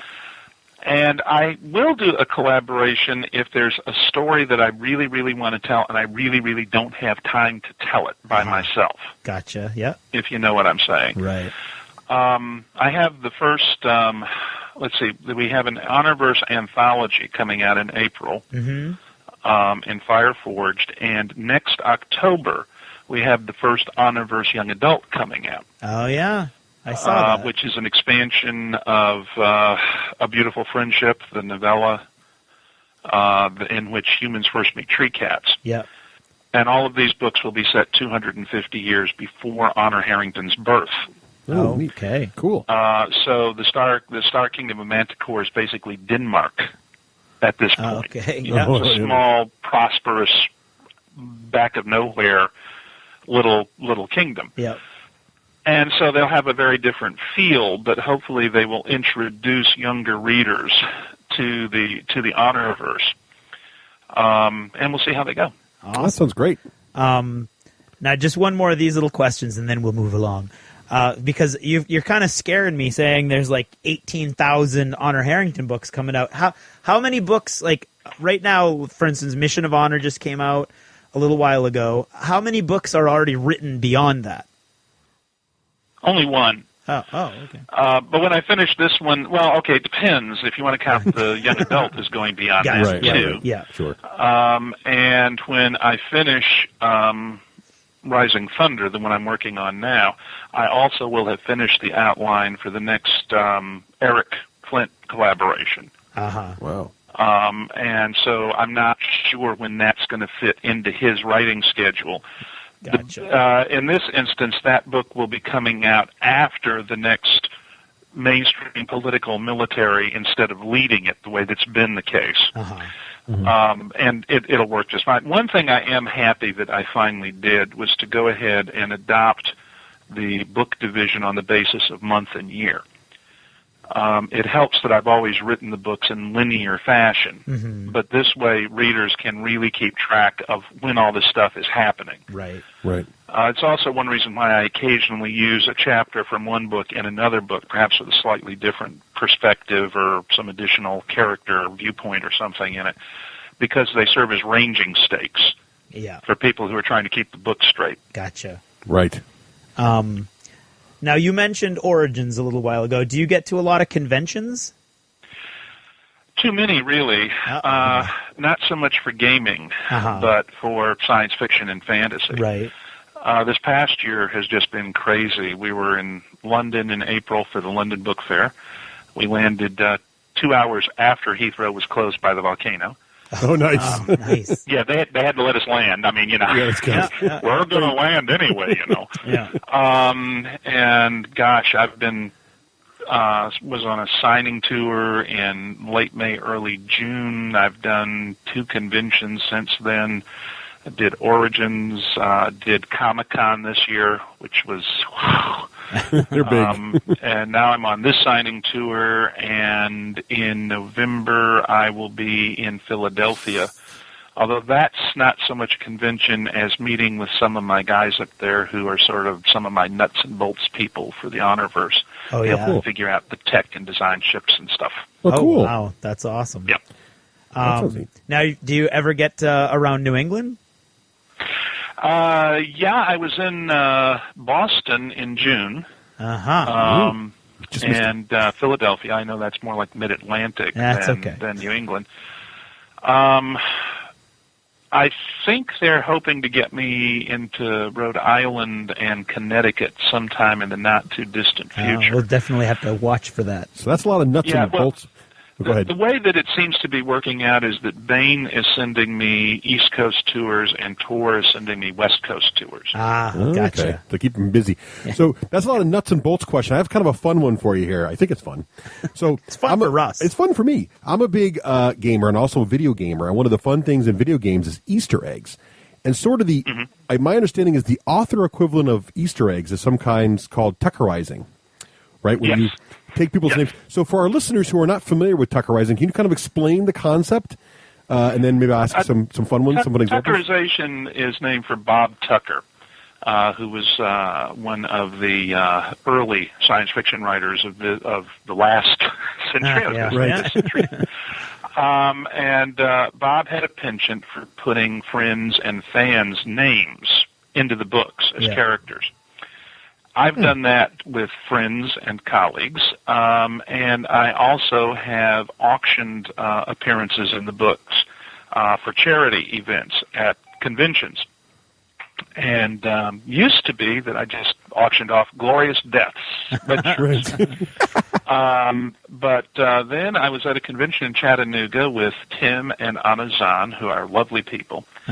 And Tim found out what I was going to do, and he said to me, "Young Jedi, listen to the master."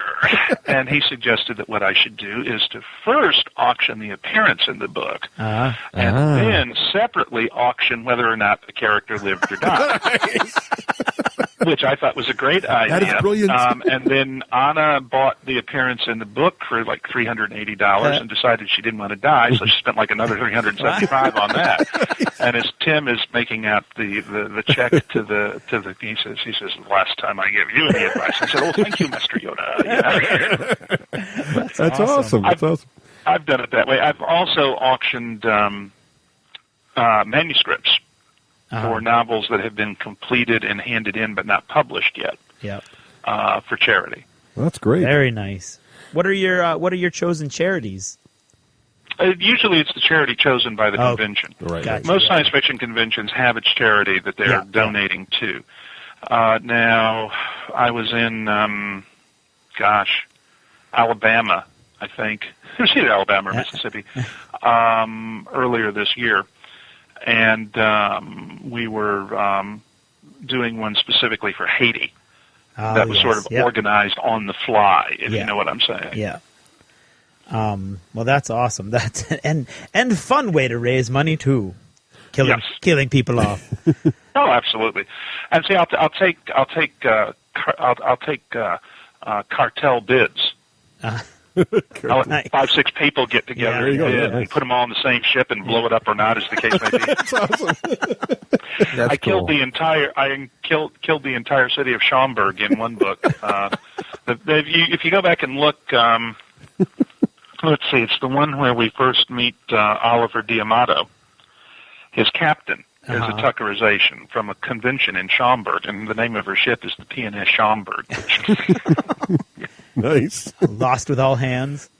Yeah, I've killed my niece off twice in ships because, well, that's like, okay, we were playing spades, all right? I did a nil, and she had the ace of spades and the 3 of spades in her hand. She led the 3 because she thought she might better save the ace for when she needed it later. So her heavy cruiser took a free hit. You don't mess with the guy who builds the universe. That's right. That's right. Now we're starting to get a little thin on time. You've got a ride to catch. So so we'll leave some of these for later. We should probably answer Rafe's question at this point. The point has been hanging. Yeah. The honor. I mean, you've got so many awesome series, David, but the one that's definitely floats to the surface in conversation time and time again is the Honor Harrington series. And Rafe, would you like to lead? Yeah, I just remember I always go to Craig when I need a book to read, and so he's like, "Have you read the Honor Harrington series?" I'm like, "No." And we like pushers. Yeah, I'm a pusher, David. He's a pusher. Yeah, he's pretty good at that. I was going to say, I have a stack of on Basilisk stations that I give away for free. Oh, bless you, my son. Bless you. You made me buy mine. Yeah, well, you know. also a sucker born every minute. Yeah. So I don't remember when it was, and I wouldn't normally, if someone said to me, oh, it was a space opera, so I know that that's sort of the genre, but somehow it's not, because I wouldn't have liked that. But yeah, I mean, so I'm going to describe it, and then you correct me where I'm wrong. This is what I remember. I remember it as these huge, massive battleships with this amazing amount of weaponry, and I thought for sure you must have been a physics major or something instead of English background, because I'm like, how the heck does he come up with the somehow I just totally believed that, and maybe it is all true, but the science seems sound, and Honor was this deep heroine character who's the leader, and I'm always a fan. I have daughters. In my second marriage, I have a son now, but I have daughters, and I always love a strong female character. You're right. She's nothing like James T. Kirk, that's for sure. And so, to me, that's the series, and it has this interesting worlds and political intrigue that's not too complicated to follow. Your brain doesn't hurt like you're trying to read a Russian novel or something. And there's cool space marines that make or space marine type of things in my head because I'm a 40K player back in the day. And they make cool boardings and ship landings, and you get to know those characters too. And that's what I remember, Craig. What do you think? How'd I do? Ask David. Well, you're the fanboy. I think probably you did pretty well there. Space opera is a slippery term. When it was first invented, it was really not exactly a term of approval. Then it was, then it wasn't, then it is. I mean, there's a tendency to talk about space opera as mind candy and whatnot. You don't go to read it to discuss serious issues like life, death, duty, responsibility. Right. You don't worry with that stuff. I would say that in the Honorverse, I really allowed myself to complete. I have no idea how it works, but if it does, everything else follows from it kind of things. Larry Niven, I think, used to talk about bolognium, and with the proper isotope of bolognium, you could accomplish anything. Right. The two in the Honorverse are gravitic engineering and hyperspace. Right. Now, I think you can make arguments for hyperspace, and I think I discussed my gravity usages with a guy who is a physicist at NASA. And I told him, I said, my departure point here was that we really know about as much about gravity now as Ben Franklin knew about electricity in terms of ability to use it, manipulate it. He said, we probably know less than that. He said, it's like, at least Ben knew that if you rubbed a piece of amber with a cloth, you would create static electricity.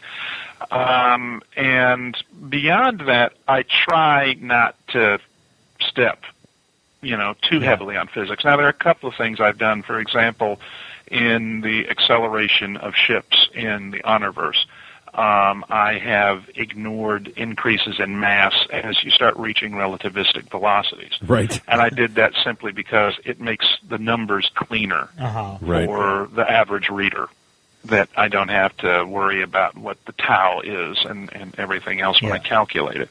Well, that's an easy trick. You just do the Star Trek trick. You invent the inertial damper. You just invent the hyperspace quotient or something, the depressor. Well, the inertial compensator, unfortunately, that I invented for the Honorverse doesn't kill that kind of inertia. But it's like, okay, and beyond that, the technology kind of builds itself. The main thing, I think, and the thing that allows a reader, even if he is a physicist, to occasionally goes, ow, when something is coming off here, is when you build your technology, you have to build in limitations, and you have to be consistent. Once you've decided what the limitations are, you can't suddenly decide to change them. Right. Because you've painted yourself into a corner. One of the problems that I always had with Starfleet battles was the Andromedans. Yes. Yeah. Who could do things nobody else could do. And I'm like, what? Physics work different over there. My theory was always, if any alien race can do it, an alien race of comparable technology can figure out how to do it. Right. Yep. And that was sort of my design philosophy when I was doing games, and it's my design philosophy when I'm working on the books. It's like the Havenites catching up with the Manticorans. Right. In terms of figuring out how to make multi-drive missiles and whatnot work. I ran into Steve Jackson at a convention a couple of years ago, and it turns out he's an Honor Harrington fan. And he says one of the reasons why he likes the Honor Harrington books and the other stuff I've done is the technology doesn't stay static. Right. Yep. It grows and it evolves. That is really cool. And I think that my theory has always been that, threat evokes response. Well, I think that's what makes the Honor Harrington series so great, is that all of it evolves, right? I mean, everybody evolves, sometimes to the chagrin of Craig. Not only do the characters evolve, but the tech evolves and the politics evolve and everything evolves. And so it's like, where does it? It's cool to see. And I kind of like the idea that some of these prequels are coming out because it's a great way to re-experience the universe from a different angle. Well, one of the problems that I think we have as a society today is that we think in terms of historical snapshots. When we look at a situation today, we don't see it as a frame of the film in progress. We see it as the way it is and the way it will have to be unless we somehow change it. Yeah.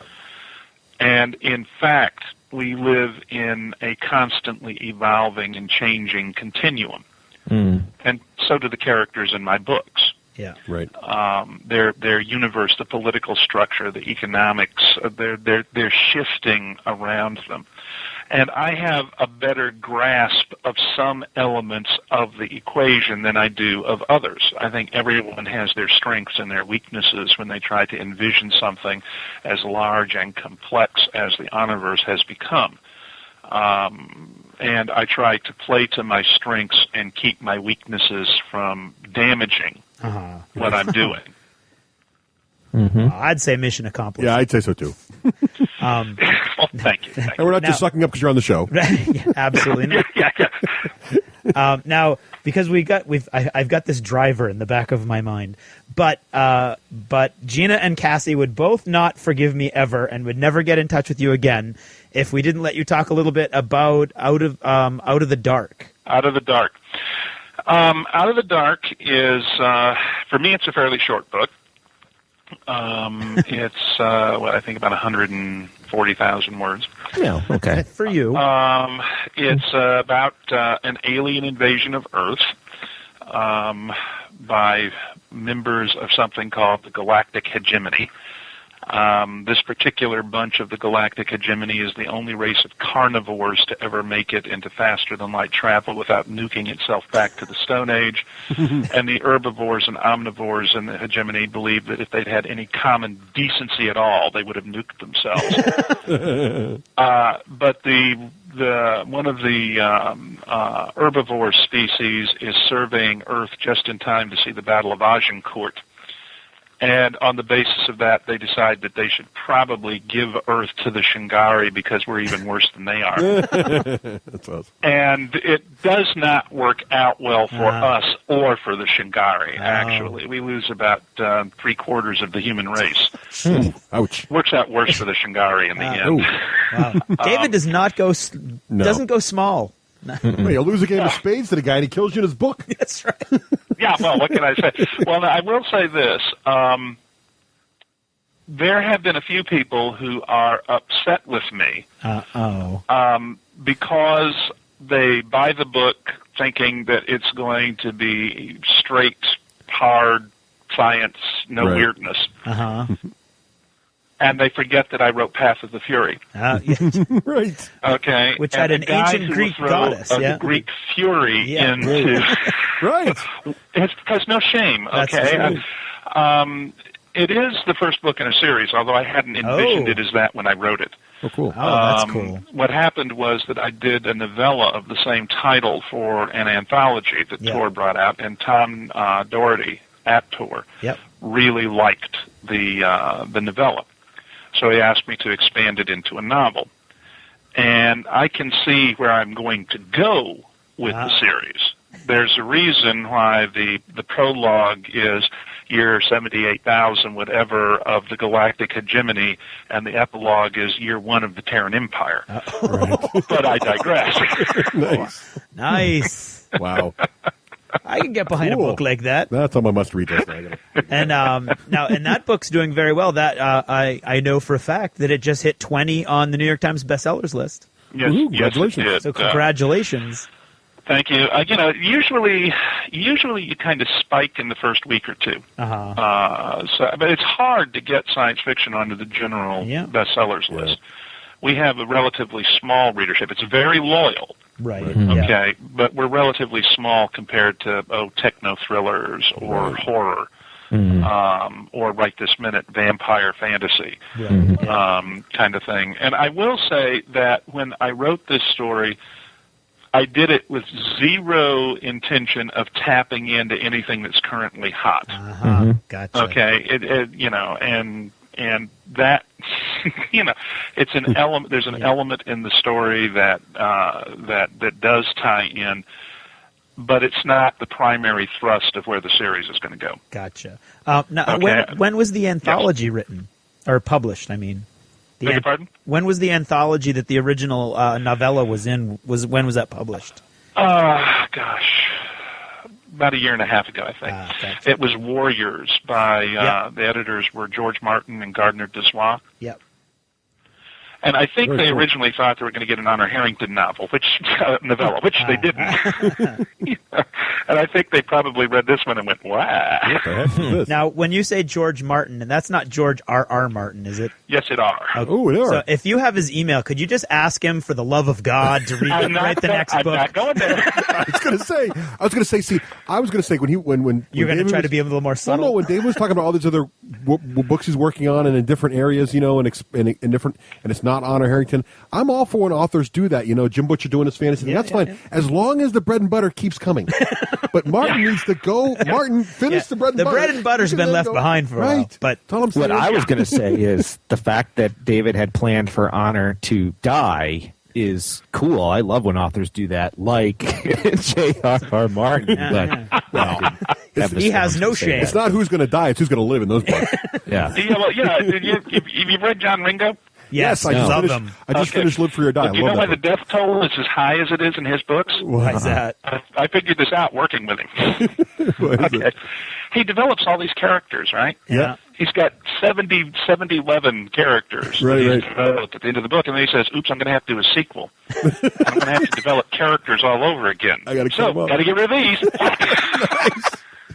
Wow. Well, you don't have to worry about continuity that way. There you go. That's true. But it's like when we did the Prince Roger books. I was like, John, I expected there to be a few survivors from the Bronze Battalion. He says, "There's 9.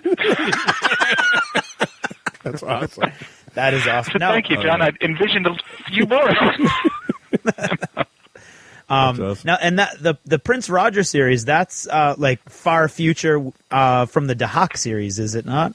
No, it's they're not related at all. Oh, come on! In my head, they totally were. Sorry, totally were. Thanks for playing. I think of it as the Mutineers Moon series myself, but no, they're that's what I did universes. too. Okay. Well, actually, and John and I have decided there won't be any more Prince Roger novels because, for those of us who have been gamers, and who are familiar with, we kick the door in and throw the dwarf in. Okay. That's what we were doing with Roger by the end of the series. All right. Okay. We hadn't really envisioned that happening when we set out, but the result is that we now would have to shift to a primarily naval combat, and he's the Emperor, and he doesn't have an adult heir. Right. Oh, yeah. And plus, they're in the middle of a civil war, so you can't throw Roger in to clear the room anymore. Right. And what we've decided we'll do instead is we're going to go back and do the founding of the Empire of Man with the Empress Miranda McClintock, the one who planted all the stuff in his toot and arranged the caches of weapons and whatnot. Oh, gotcha. Well, as long as you guys are still writing, I'm okay. Yeah, that's a fun topic. Yeah, well, John will tell you that the only reason we haven't done it yet is because I haven't done the outline. And the rotten, lying bastard is telling the truth. Okay? It's bound to happen every now and then. Yeah, it's just finding the time to deal with the projects. Yeah. And that's why I really like Out of the Dark, but I needed another series. Like I needed a hole in my head. I don't think you're pretty much incapable of putting pen to paper without it ending up as a series. Well, I was talking to instant messengering with a group of fans in Czechoslovakia last month, and one of them suggested that what I really needed was a pica. Okay, yeah. And I could upload to the pica and then set the pica to finishing a series. I said, it wouldn't help any. The son of a bitch would just start doing more books. That's what would happen, as I would be off and running to do still more series. Yeah. And it's a character flaw, That's awesome. Yeah. It's an awesome flaw. It's one we can live with. That's right. Yeah, but see, here's the problem. Which series do I finish? Oh, yeah. Well, that is a problem. You know what I'm saying here? I'm okay as long as they all move forward. As long as they keep moving. Don't be a Martin. That's all we're saying. Yeah, but, the problem is that all writers eventually shuffle off. Well. Yeah. Okay. Yeah. That's why you got to start writing. I'm not saying that I'm planning or anticipating doing this momentarily. I have two 9-year-olds and an 8-year-old. I plan on hanging around with for a while, Good. Well, I don't think it's any coincidence that poor Stephen King had that near-death experience, and then The Dark Tower got finished like 2 years later. That's not a coincidence. You think that was like? I think that was exactly that was a little message. Oh yeah, I think so.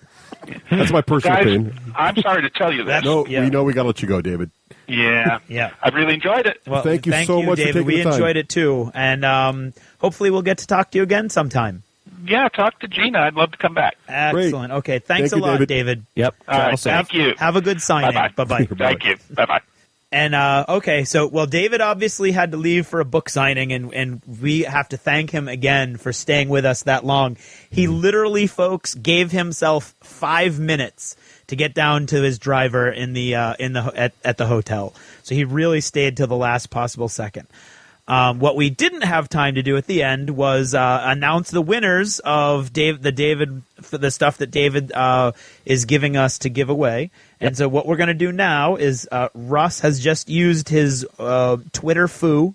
Right. And we've had responses. We have had responses, and we now have the winners of the prizes. So first, Spooky is going to get himself a Royal Manticoran Marine Corps shirt for correctly identifying the Marine Corps motto, Possumus Perficio, meaning can do. In the Honorverse.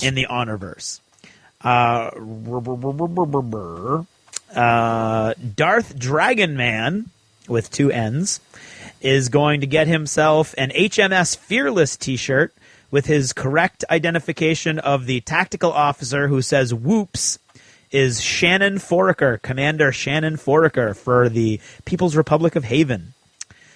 And now, I don't remember what she does, Craig, or is it a spoiler? She has put a worm into the program of the State Sec new Super Dreadnoughts. By accident? And no, on purpose, because it's a revolution. They're taking back their country from a bloody dictatorship that rose, or dictatorship by committee that arose, and and so they're wicked outnumbered, and then all of a sudden all the super dreadnoughts that belong to the Committee for Public Safety blow up. Right. Gotcha. And she goes, oops. Who's our other winners? Another winner is Rabid Gremlin is going to get himself a signed copy of Off Armageddon Reef for his answer Nimue. He was close with the age. He was the one who said 800, yes. Right? It was actually 900 years old, but 800 is close enough for me. Gremlins are bad, but rabid ones, they're just unmanageable. They are really bad. And finally, Guyan, is it Guyan Holland? I think so. Guyan Holland is going to get a signed, personalized copy of the brand new David Weber book, Out of the Dark. For his answer, Peter Yushikov names his puppy Renfield.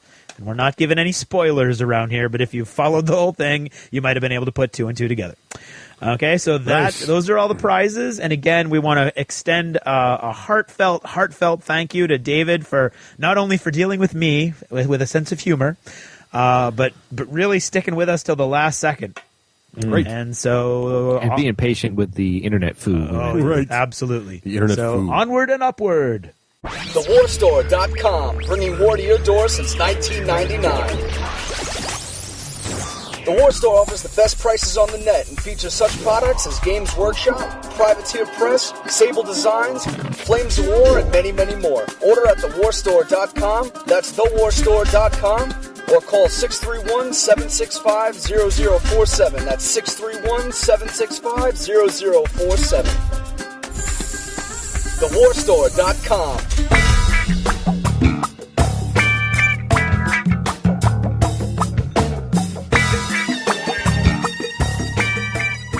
I'm Rafe Hollywood Granger, and this is the Hollywood Minute.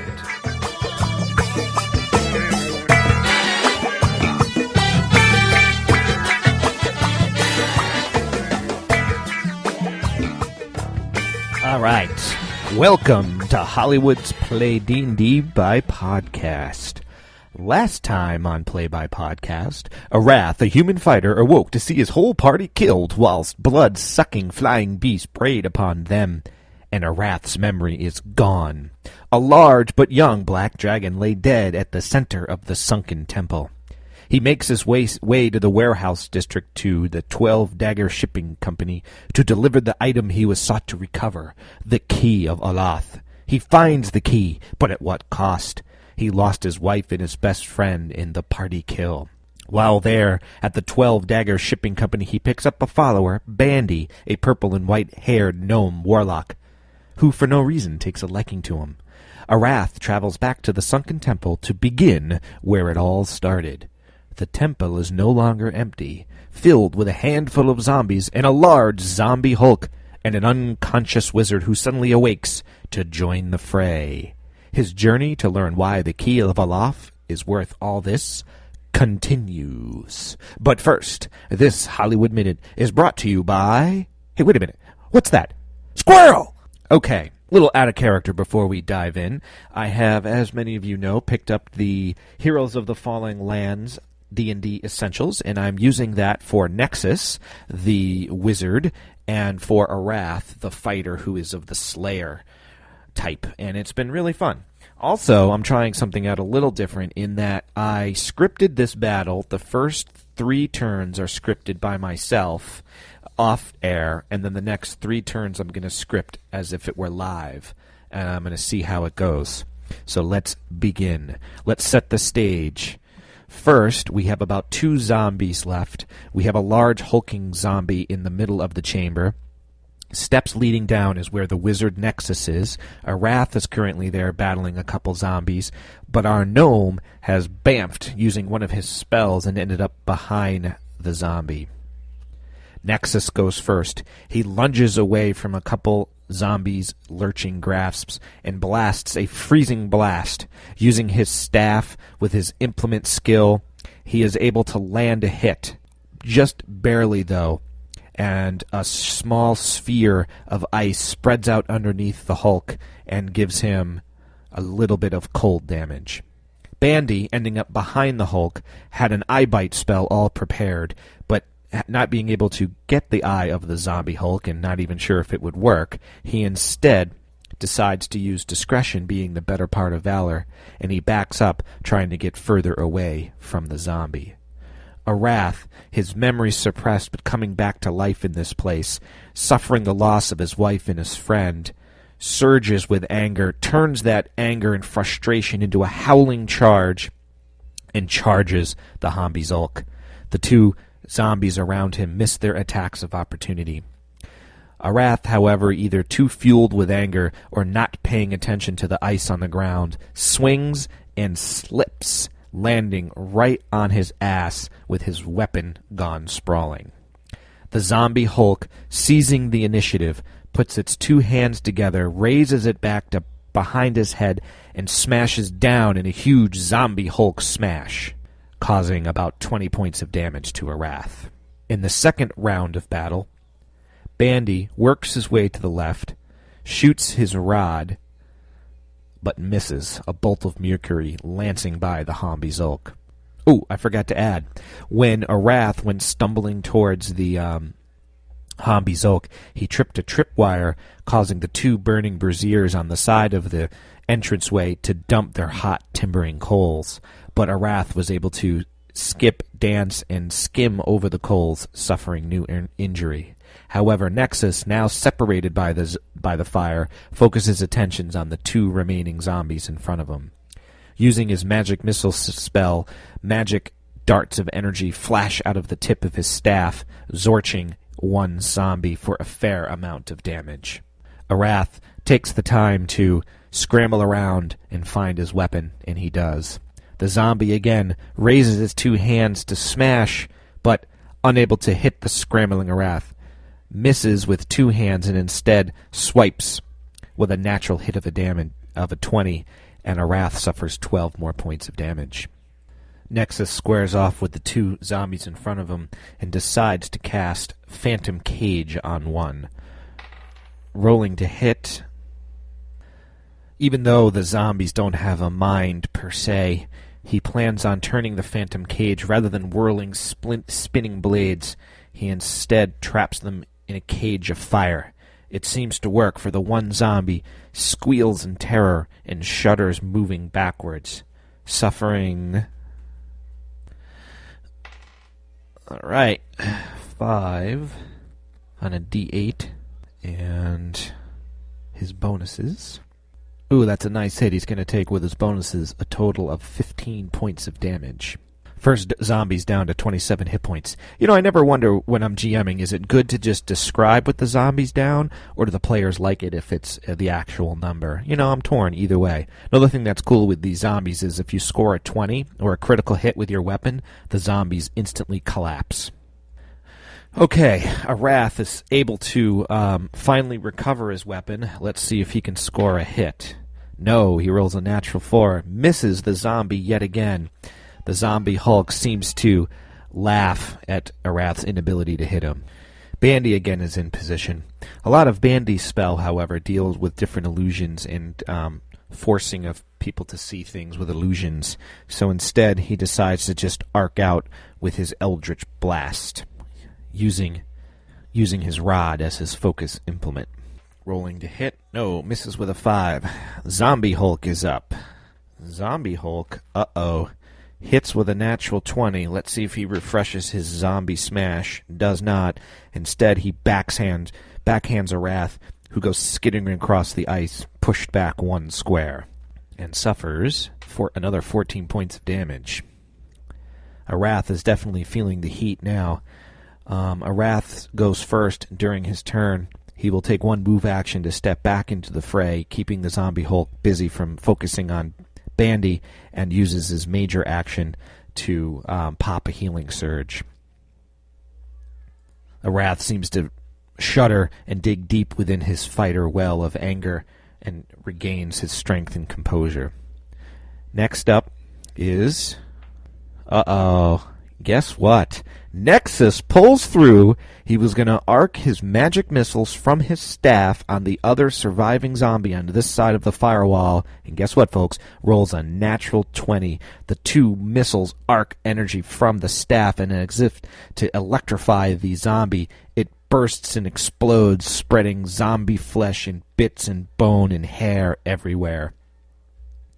The other zombie is still shuddering inside the psychic cave of fire and suffers another 12 points of damage. Bandy attempts another Eldritch Blast on the zombie Hulk, but again, the fire swings wide. Now Arath stands up and again enters his fighter stance, but swings, and the zombie Hulk is able to shrug it off with the swat of his hand. The zombie Hulk seems to gather its strength, raising both hands high above his head. Ooh, let's see, I gotta add this up. With the zombie's bonuses, I rolled a 19. Let me see what Arath's armor class is. This is gonna be close. Yes, the zombie Hulk hits Arath, doing a massive...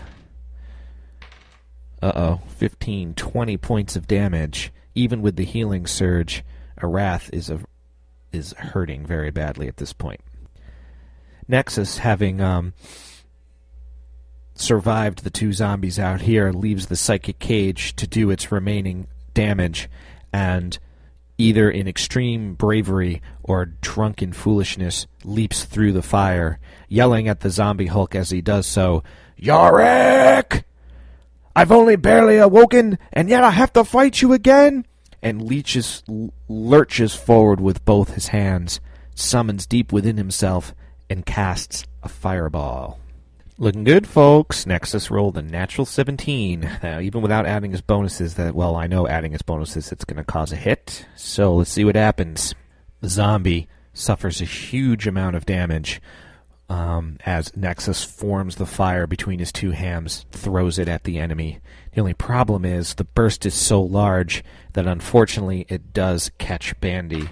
Let's see if it does hit Bandy for a total of 17, but let me check Bandy's reflex. Ooh, Bandy's reflex is a 17, so now I don't know if it meets or equals, so I'm just going to say, since I like to see the heroes win, that since it equals Bandy's reflex skill, Bandy is able to do a backflip out of the way and only suffers half damage.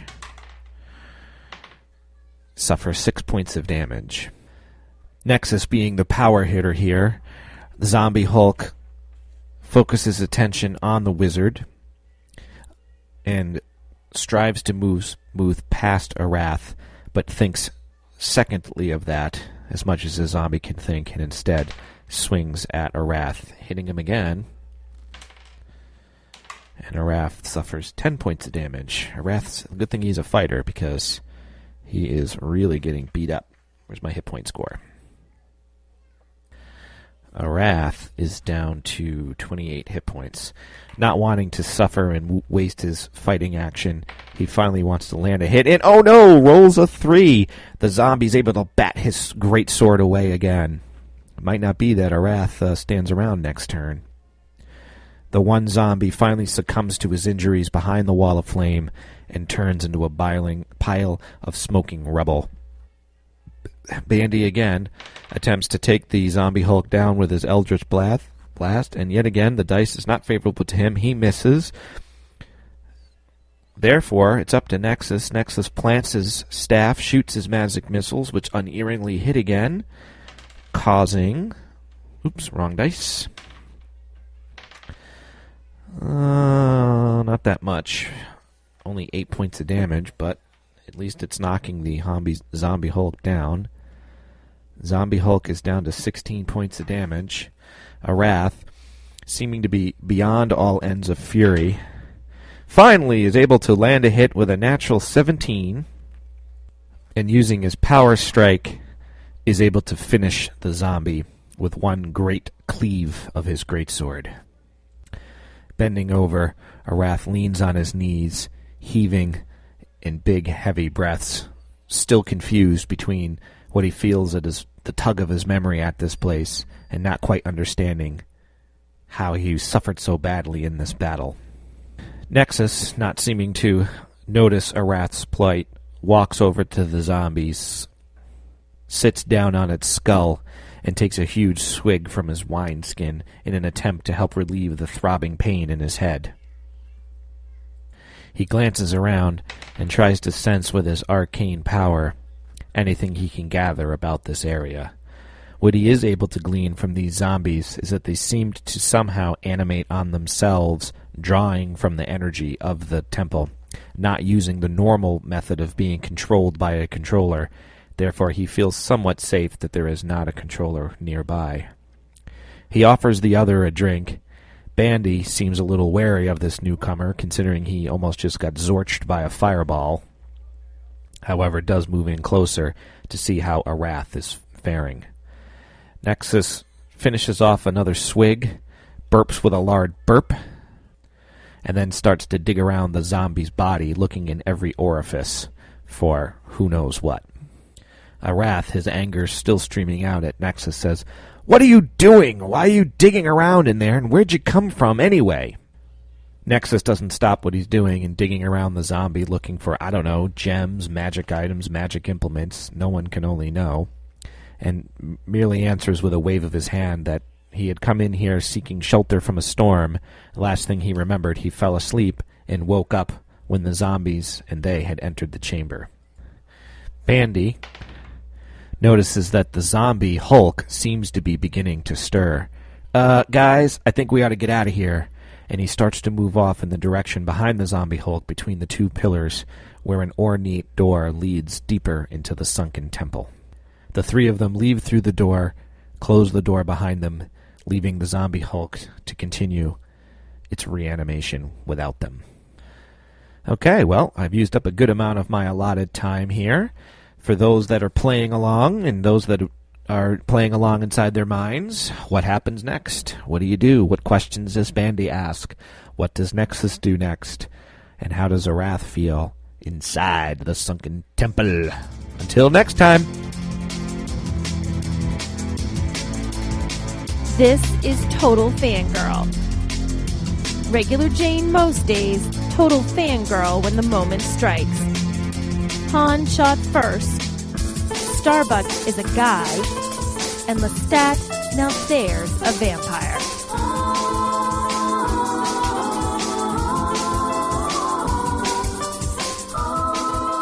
Hello, everyone. This is Nicole Wakelin, Total Fangirl. You can follow me on Twitter at Nicole Wakelin. You can also check out my website, TotalFangirl.com, and my Facebook page. I have to give a shout out this week to Ambrose Coddington, who has guessed an answer to a question that I put on Facebook, which is, how long did it take the interview you guys are going to hear in 2 seconds to paint her golden demon winning model? Guys, think about it and think if you know the answer. I can't say it because I want you to be surprised when you hear the interview, but Ambrose came closest.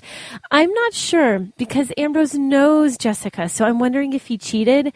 But I'm going to give him the benefit of the doubt and say that Ambrose is the winner. Hey, everyone, this is Nicole Wakelin, Total Fangirl, and I have with me today Jessica Rich, who is a painter at Weird Miniatures, and she has won Golden Demons, an all-around amazingly talented woman. Welcome, Jessica.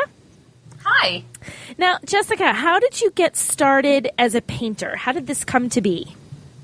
I was working at my local game shop, and my GM needed some models done up for the role-playing game we were doing. And so he asked me. I'd never done it before. I'd tried my best, and I guess it was pretty natural to me. So, I started doing more.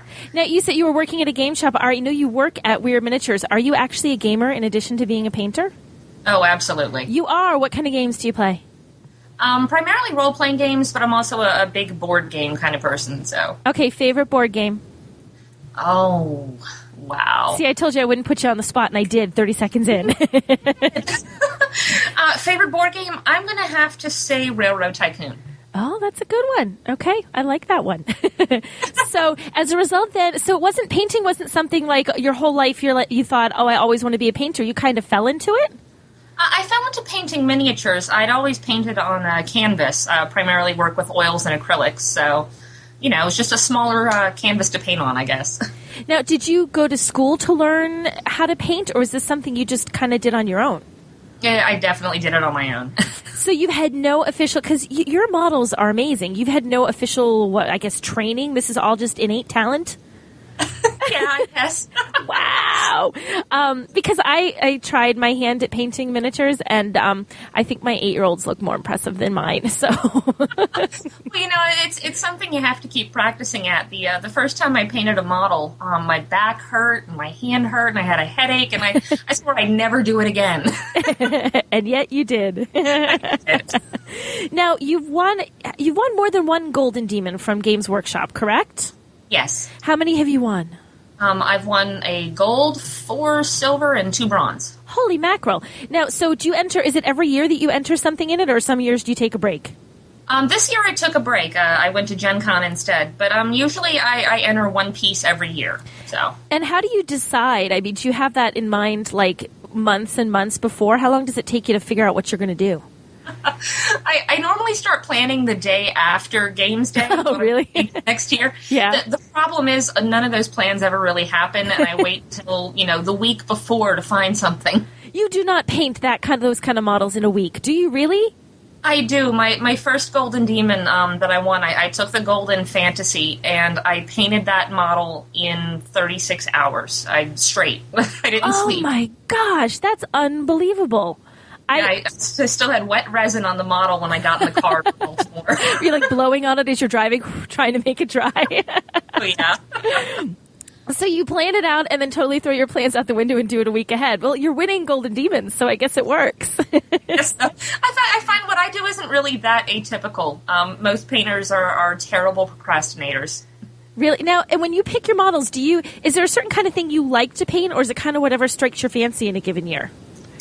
I like to paint female miniatures, lots of Werner Klock sculpts, but, with GW, I try and step outside the box and do some 40K and, creepy monsters. That's a lot of fun. Creepy monsters. That's great. So, now, currently right now, you work for Weird Miniatures, correct? Yes, ma'am. What do you do at Weird? Oh, I paint lots and lots of models.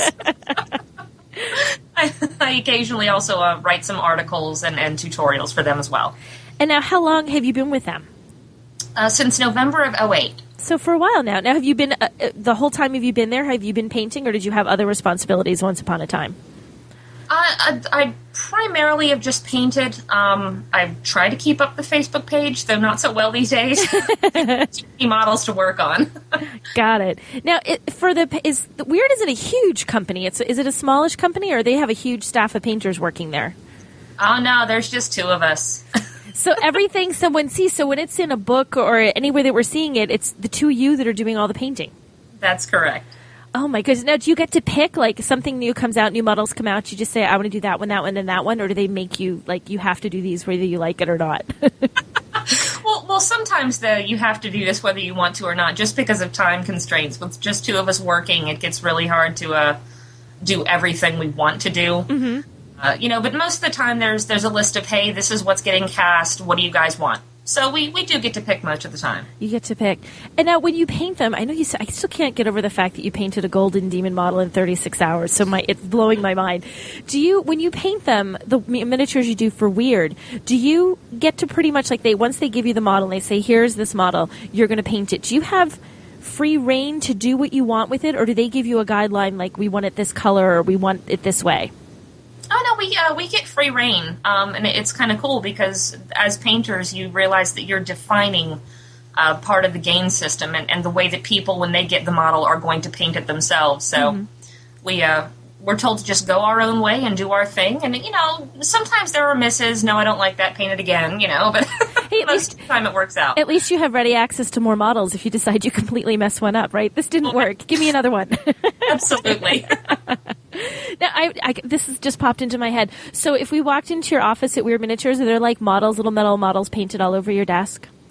Oh, Lord, no. No? I don't have any models. You don't have any? I envision your desk, like, how people have, like, Star Wars figures if they're a Star Wars fan or whatever. There's nothing on your desk? What's on your desk? Right now my desk is covered in paint pots and a wet palette and partially done models, but everything else just gets packed up and put in a showcase. So as soon as you're done, it's gone and you never see it again. Never see it again, except for on the web. Do they not trust you, Jessica? Is that what I'm hearing? They take them away? No. No, but they shouldn't. I'm a horrible klutz. So. Yeah, my husband paints. He's into models and he paints all sorts of stuff. And it's my biggest fear is I go anywhere near where he has them and I swear I breathe and things fall over and arms fall off and standards get lying on the floor. So I understand the klutzy thing. That is a fear of mine. Well, yeah, no, I'd rather not keep them. The year that I entered the Golden Demons for the first time, that I had wanted to enter the year before, and I had worked really, really hard on this ridiculous conversion, and then I dropped it. Oh, no. So I threw it across the room and said, I'm going to Baltimore. Did you, like, dent the wall with it? Did you really whip it across the room? I did, and then I shattered the model in a billion pieces. Oh. I have the pieces, and maybe I'll finish it one day. Is it a lesson what not to do? You look at the shattered pieces and think, I shall be more careful with my models. Absolutely. Now, you said it all started just because you were working at a game store. How many years now have you been really working at your art? How long have you been a painter of miniatures? Well, on the amateur level, I've been painting for about 10 years. That's I started about 10 years ago. And then professionally for the past 3 years. So I haven't really dedicated myself to it until recently. Now, is it something now that you're able to do as a full-time job, or do you have other things that you're doing in addition to painting? No, I have other things that I'm doing. You do? I wish I could paint full-time, but physically I can't do it. I spend a lot of time on just one miniature, and there aren't enough hours in the week to, make a living, I guess. Now, how long do you think, like, if you had to guess, I know you painted your Golden Demon in like, speed painting time, but how long do you think you spend, like, on an average model that you're painting for them to showcase it weird? I spend anywhere from, 15 to 20 hours on a model. Wow. So that's a good amount of time for one miniature. Yeah, it is, and sometimes I look out and there are smaller ones, or, sometimes it flows easier than other days. Mm-hmm. Yeah. But yeah, no, it's a goodly amount of time that I dedicate to the models, and on a good week, I'll produce 3 a week, so.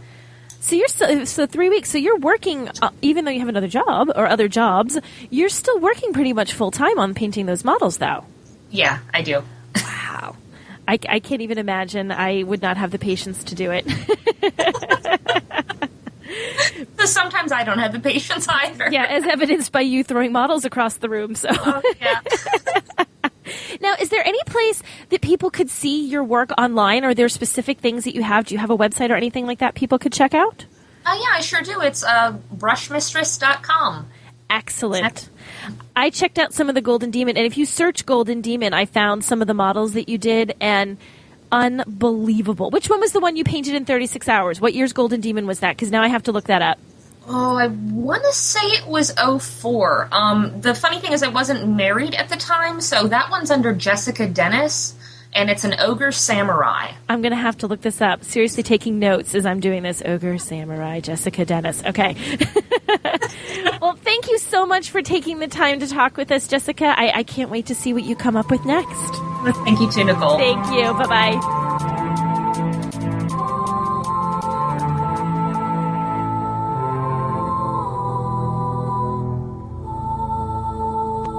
Need to add a big unit to your current force and don't feel like painting that many grunts?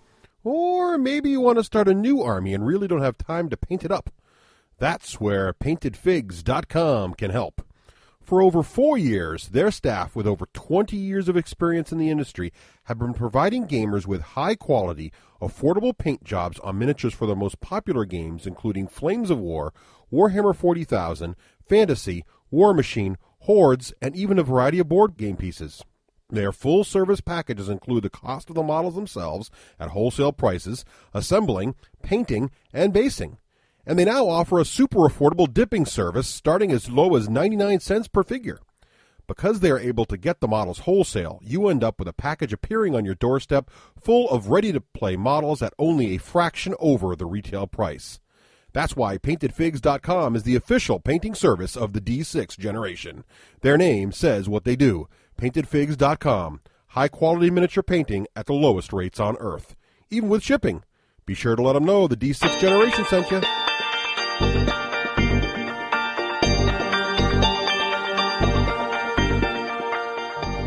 The D6 Generation Podcast. All of the mysteries of gamer culture revealed. The D6 Generation. Born to game.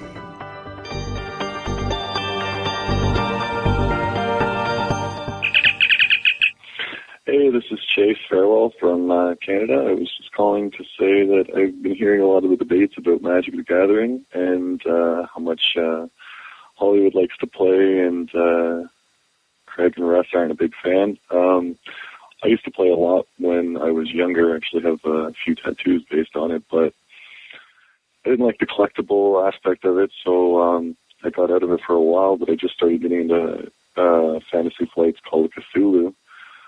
I am finding it really great because you just buy all the starter sets and you pick the color you like, and then all your buddies get to play all the other colors. So Hollywood, that might be a good thing for you to look into if you want to get your buddies back into a game. It doesn't cost a whole lot to play and actually has a lot more strategy than Magic. Anyway, love the show. Can't wait to hear the next one. Okay, bye. Hey, D6G, love the show, but I was a little confused upon listening to the most recent episode, and, well, every other Total Fangirl episode, whenever I hear the phrase, Han shot first. For some reason, I feel like this should stir the same reaction as when I hear the phrase, I aim to misbehave, used in casual conversation. However, the only emotion that I feel when I hear this phrase is confusion. Could someone please explain to me the significance of the phrase, Han shot first? Thank you, and goodbye. Hello, D6 Generation listeners. This is Total Fangirl. I feel the need to respond to this particular voicemail personally because of its importance to future generations. They must understand how history really happened. Are you guys listening? Okay. In the original version of Star Wars A New Hope, Greedo does not shoot at Han Solo in the Mos Eisley Cantina. What really happens is Han pulls his gun under the table without Greedo having a clue and blows Greedo away. That's it. Greedo doesn't stand a chance. I don't know if they were trying to make it look like Han was a softer, gentler guy who wouldn't just shoot someone in cold blood, or maybe they were trying to make Greedo look like he was a slightly smarter bounty hunter than he actually was. Either way, what you are seeing is an altered version of reality. In reality, Han Solo shot first. End of story. So now you know. One of these days, hopefully, you'll get to see it on the big screen or see it on a DVD release. But just remember, Han shot first. No other version of Star Wars history is acceptable. Oh, and by the way, if you need an explanation about that Starbuck is a guy thing, just give us a call back. Bye. Hey, this is longtime listener Juan. I was on Dr. Doctor responding, and I realized I had a story that some stories just need to be told. They don't need to be written because telling them is just a superior method. I think Craig would agree with me. But it spun off of Nicole's topic about the gamer geeks and people. I had a funny experience at a convention. I walked into the room where my wife was doing a painting seminar thing, and my friend Lee Langston was sitting at a table laughing uproariously, and a gentleman was going right past me, sort of the gamer funk gentleman you try not to stand too close to. And when Lee saw me passing the gamer guy, he started laughing so hard I honestly thought he was going to have trouble getting enough oxygen. They were going to have to figure some way to resuscitate him. And I asked what could possibly have happened to make him laugh that much. And so apparently he'd been sitting there, and the gentleman had been sitting there, and the gentleman looked across, and here's this painting seminar, and my wife's there painting. And he looked over and goes, "Man, that girl's really cute." And he said, "Oh, I know that girl. You don't have any chance with her." And the guy said, "Oh, no, I'm going to go over there and talk to her." And Lee says, no, honestly, she's already married. Don't worry about it." And the guy goes, "Well, what if she's married? So what? No big deal." And Lee looks at the guy and says, "Hey, that's my wife!" At which point the guy jumps up to run away. And as he runs away and Lee's watching him go, I enter the room, actually her husband instead of Lee. And Lee just burst out laughing. And it occurred to me, this is kind of like the core of Nicole's complaint with the guys who say there are no gamer girls that are that cute, is that those particular guys, like the guy that we're talking about who exited the room quickly, are looking to take the existing gamer population and say, well, the existing gamer girls I know are not cute, at least not cute the way I want, or they're not accessible to me, and not realizing that what most of us end up doing is we recruit our significant others from outside the original gamer population, and some part of gaming works with them, sort of like the Ultimate Fangirl stuff worked for Nicole, or some of the games work for Karen. And anyway, I just want to tell that out loud because it was better than trying to type it out. It just goes as a story. Bye. Greetings from Myriad Games, your friendly professional game store. We offer a wide variety of family fun for everyone. With our Anytime Open Play program, you can try out hundreds of different games from our massive game library right here in store. And coming this year, our new Game Share program, which works a lot like Netflix, but for all your favorite unplugged games. Our MVPs will have an opportunity to participate in an alpha test of Game Share. So if you're interested in trying it out, sign up today. We've expanded our MVP program, offering steel, bronze, silver, gold, platinum, and titanium MVP memberships. MVPs receive a wide variety of benefits, including bonus Myriad money, access to our new achievements program, complimentary open play passes, free shipping, and much more. The higher your level, the more bonuses you'll receive. For more details, visit myriadgames.com/MVP. Thanks for shopping Myriad Games, your friendly professional game store. Welcome back. Welcome back. We haven't done that in a while. At least been in one show. Yeah, at least one show. Hey, come on. So, as we mentioned at the top of the show, one of the most common email questions we get is, hey, how do you do X in this game? Wouldn't it be great if you guys kind of went back to some of your favorite games and talked about common strategies and things you do to have fun with them, especially now that you've played them a little longer, because a lot of times you talk about a game when it's brandy new, so it's kind of fun to go back and say, are we still playing it? What are we doing with it? So thought it was kind of a good idea. Yeah. So, why not? Let's go through and talk about some of our favorite ones. And, the number one question we are asked, by far, I don't know, Rafe, if you get this one all the time. I get this one all the time. Because I think the number one game that we talked about in the show that people get is Battlestar Galactica. Oh, yeah. And the reason I think that is because we get the most questions about that game. And the question I get the most is, we played it, we love it, but the humans never win. D6 Generation, help me. How do the humans in Battlestar Galactica win? Oh, this will be interesting. I didn't know that humans don't win according to the world. Well, I don't know if it's the world, but it seems to be a lot of players find this problem. Does that happen on The Geek, too? I don't know. I just wondered. This is just people emailing us. I just wondered. So I get this email, yeah. Do you want me to do? jump Yeah, in I don't first? get this email. Yeah, why don't you go? All right, well, so I get this email a Now, lot. it's funny. I'm going to step in and I'm going to poison the well before Russ even talks. Because Russ's theory on the humans winning also happens to coincide with Russ's theory on how to get the humans to sabotage themselves when you're a Cylon. Is it? Yeah, Might absolutely. be. Oh, absolutely. So here's how I think humans can do well. The first thing is that because we've had the humans win, I'd say as often as not. Yeah, I would say. It feels about 50-50, which is good. And we play both pre-expansion and post-expansion. Yeah. Now, nowadays when I play Battlestar Galactica, just a little update, I love the expansion, but I do not like the new Caprica thing at the end. Right. I hear you guys say that, and maybe you'll get into it, but I'd like to know why. I just think don't stop here. It's fiddly, and it feels like a whole new game you got to learn. It adds a lot more time to the game. I don't think it really adds a lot to the game, except that happened in the show, so it should happen in the game too. Kind of. Oh, I see. Okay.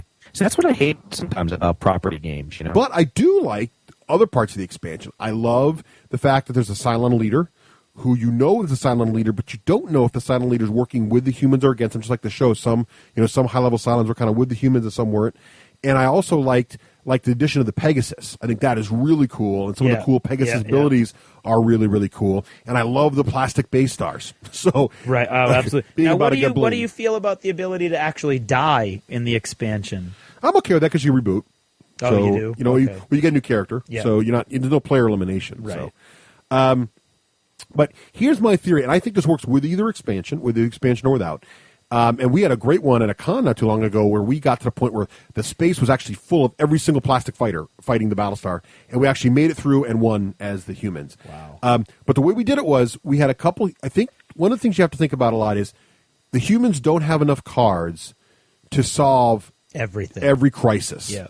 So when you get a crisis card, I think it's called crisis cards. Yep. When you get a card that says, if this fails, you're going to lose one food. Ask yourself, well, can we afford to lose a food? Maybe we don't want to dump all our cards this turn. See what I'm saying? That's exactly what he says when he's a Cylon. Now the problem is, that the Cylons it plays into the Cylons' hands a little bit, but you can't win them all, and so you got to get at least a couple humans who understand that. Because if you because what Cylons will say is, well, I don't know. Because you look like a great human if you're like, yeah, we definitely can't let this go. You're obviously the Cylon, and you dump all your cards, and then the next one that comes up is like a huge negative you can't afford to lose. Like you had lots of food, but now you had very little. And that's fuel. almost always how it happens too. Right. So you really got to be willing to lose the ones you don't want. And the other thing I think is really, really important is you got to jump early. You can't always wait for the jump track to get to the very end and auto jump. Mm-hmm. Because first of all, you burn more of your hand, but second of all, I think that you just don't have time. The sounds build up more. You get more attacking on you and everything else. So I think you got to jump early, and you got to be willing to lose. What do you think of that? I think that's true, but it's also exactly what you say when you're a Cylon. What do you mean by that, Craig? I'm not following. Well, there's a bigger threat when you jump before the jump track is ready. Is threat a mechanic of the game? No. There's a threat of you losing population. Oh, that's right. And the threat is greater the farther back you are on the jump track. Right. So I would say, if you've got the right cards, there are cards that add to your die rolls.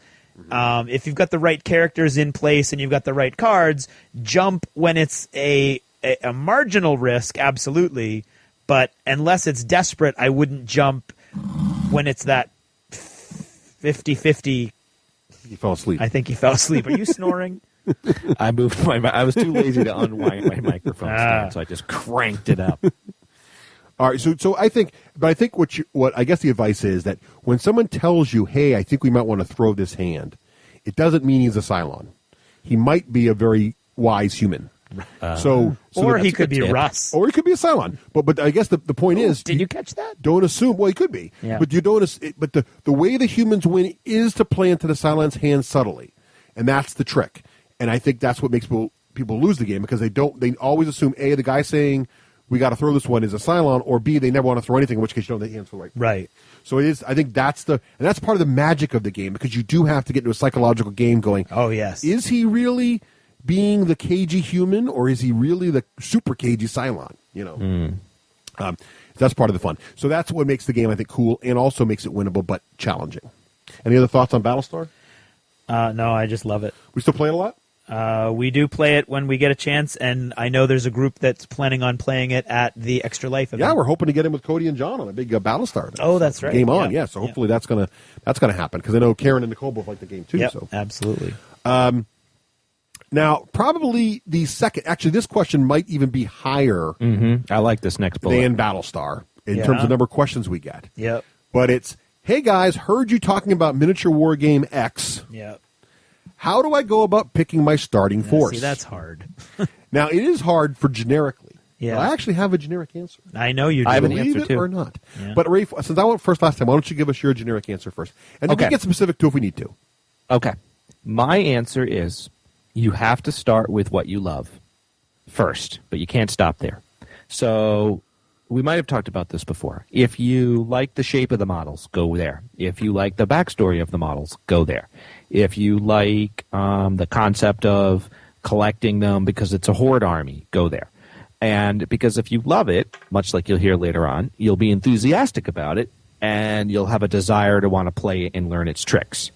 However, you also have to do some soul searching, I believe, and ask yourself what kind of player you are. Are you a competitive player? Are you a casual player? And even if you're like me and you're a casual player, it's still not fun to lose every single game. Just ask Craig. And hey now. He's talking about your last, did you ever notice? Yeah. That's all. Oh, yeah. Okay. And in that... But I'm not angry. Right.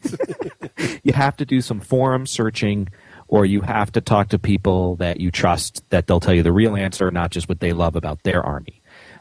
So, for example, if you're really good, I'll use War Machine ideas. If you're really good at playing a fast, nimble, fragile army, then you can go ahead and pick, I don't know, drawing a blank, I want to say Manticore, but that's the Jack name. What's the elves, Russ? The Retribution.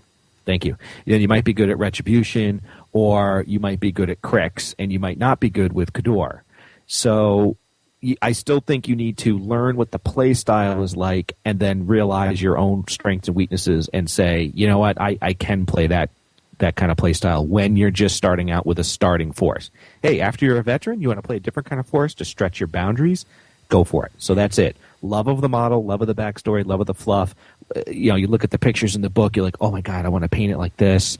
That's step one, but step two is its play style. So that's the basics, but Russ, if you've chosen what side you want, how do you put together a force in just about any game? What do you look at so that you know you've got the models you need to win? Well, I developed this theory back in the day, back when we used to talk about 40K almost exclusively. And the idea was that when you build an army, and I still do this today, even with new games, and I'll give an example in a minute, that every army you build needs to have three things. It needs to have back, DAC, and hack. Russ was big into rhyming back in the day. I was. So, back stands for backfield disruption. You need the ability to throw off your opponent's plans. And blatantly in larger scale games, that usually means something like artillery or reserves coming in from his side of the table, or deep striking forces, or invisible models you can't shoot until they get there, like Stealth and War Machine. Something like that gets in there and causes trouble to his plans, makes his plans go awry. Right. The other thing you need is DAC, which is short for DACA, which is the sound effect in the 40K universe for shooting. And so since I developed this back in 40K, this was obviously, you need shooting in your army. So the idea is that you need to have some kind of range capability, or at least mid-range capability in your army. So you can neutralize their close combat guys without getting in. And finally, you need hack, which is just sort of for hack and slash. So you need some kind of hand-to-hand combat ability. Even if you're building a predominantly shooty army, you need some kind of way to either at least slow down or disrupt their hand-to-hand combat troops. If you go all shooting... Or counter-assault. And counter-assault, exactly. So you need some kind of... So you need elements of all three. Now, depending on the faction and game you're playing, the meters on these different levels are going to be different, but I still submit that if you're at 0 in one of these areas, you're going to have a tougher army to play, a more stylized and more finesse army than if you have a more balanced view in this. Right. And so how does that affect me in like a new game? Like, for example, here's an example. When I started playing, even skirmish games, because this applies to skirmish games too, I think. When I started playing War Machine, one of the things I noticed was that your Warcaster really limits how far models can move from each other, and it was getting hard to disrupt the enemy. And I discovered, okay, I need something fast and that can get out of the Warcaster's control radius to get to my enemy's backfield. And that's when we introduced Cav and cavalry models. I was like, well, this is great, because now I can get something out there and cause trouble and disrupt them. There's other ways to do it in War Machine 2. There's the Gator guys in hordes that come in from the side. There is guys that have stealth. The Hunter. There's all kinds of different things you can do, but you need some element of that in your list, I think. Your list will be stronger if you have that. Another great example is, and here's another example, it was Malifaux. When I first started doing Malifaux, I did what Rafe suggested, which is actually how I start. I look at the model ranges, and I was into Cowboys, still am, and I was like, wow, I love Perdita, and I love the Cowboys, and I like the Death Marshals. And I built a list of Perdita Death Marshals. And I was like, okay, she's got really good range. She's very fast also, Perdita. She can mess with her backfield almost. She's such a long-range character. And then I've got some good DAC in the field marshal, in the Death Marshals for mid-range, but I have no hand-to-hand combat at all. If someone gets to me, I'm dead. And even though I never played the game. So I figured I better take the guy with the big claws. And I took him, I've grown to love the model, but it wasn't even really a model. I was like, I need something I could do hand-to-hand combat, so I picked him. And it turned out I have a decent list. People actually complain my list is really too powerful. It is very powerful. And it was all based on two things: how I like the models, and then just back, DAC, and hack. I better throw some hack in there because I didn't have any. So I think that's not a universal solution, but I think if you start there, you'll end up with a reasonably okay list that you can start building on top of. Do you have an example of hack for either Uncharted Seas or Firestorm Armada? Well, it's hard. Yeah, I kind of put a separate bullet in here for strategies on naval combat. Yeah. It's almost a different thing. But I think disruption would be flyers. That's true, yeah. So I think your backfield disruption would be flyers. Or it could also be or argued fighters in Uncharted Sea, fighters, Firestorm, right? Yeah. Fighters, because you can take a no fighter fleet, yeah. But then you have no, so it's kind of like a different kind of level, but that's like that. Yeah. And I think your difference between DAC and hack, like hack might be boarding parties or really close in weaponry, Yep. And your DAC would be your long range weapon. Yeah, oh yeah. So you'd have to have a balance. If you go with all night fighters and no long range ships, Yep. right? And if you go with at least no anti aircraft. In some way, you're going to be in trouble too. Right. Uncharted Seas in particular, I think. Now that I like it. I didn't even recognize that, and I was just thinking of my Cador Force, which is known as a hand-to-hand army. But if you don't have solos messing up the backfield and you don't have shooting, it's very tough to win with just a hand-to-hand. And I think it works with most game systems in some way. I think you're right. It does break down a little bit at super low model count, obviously skirmish games, but I think even in Malifaux it works. It's like this. So I think it's interesting. It just gives me a place to start. I usually end up somewhere different. I think it's a great place to start. Yes. So Craig, yes. What do you do if you're here and you've already got 4 or 5 players playing the game, and you stroll up and you're the fictional you, but it's the players that are like us, and you're like, oh, I really want to do Perdita's crew. I looked at the book. I love it, but there's already 3 Perdita players, and I just don't want to have an army like everybody else. That's a great question. I would bite the bullet and not do the one that everybody's doing. I know. So then what do you do? Do you pick the second best, but doesn't that always niggle at the back of your brain? No, because what I would do is the way this group used to work until very recently. I would take my second choice. I would do the best I could with those, knowing that eventually most of the Perdita people would be playing something different or go to a different crew, and then I could revisit it in the second or third time everybody's playing Malifaux. Mm-hmm. I think. Well, the other thing, I've had this habit, which is sort of interesting. I think when I first started War Machine, or Hordes was it? I couldn't decide between the Everblight, not Everblight, the Circle and the Trolls. And I went with the Trolls even though I thought more people were playing them because Rafe wanted to do Circle. Remember that, Rafe? Oh, yeah. Yeah, I do remember. Then all the Troble players dropped out. Right. And I was like one of the few Troble players. And now there's more. But that happened with Signar, too. So sometimes it's hard to tell who the popular faction is.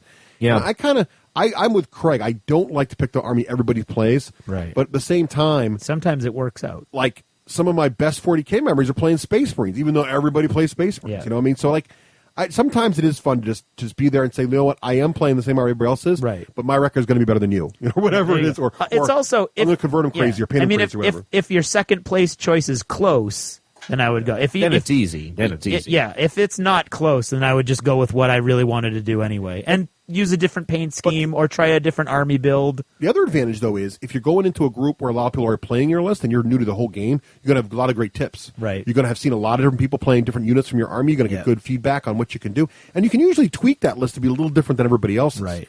Maybe no one uses Cav, so you use Cav. Maybe no one uses Long Gunners, so you use Long... Whatever makes them a little different than everybody else. You know what I'm thinking, though, too, is there might be a little bit of a behind-the-scenes unconscious reason why miniature gamers do this.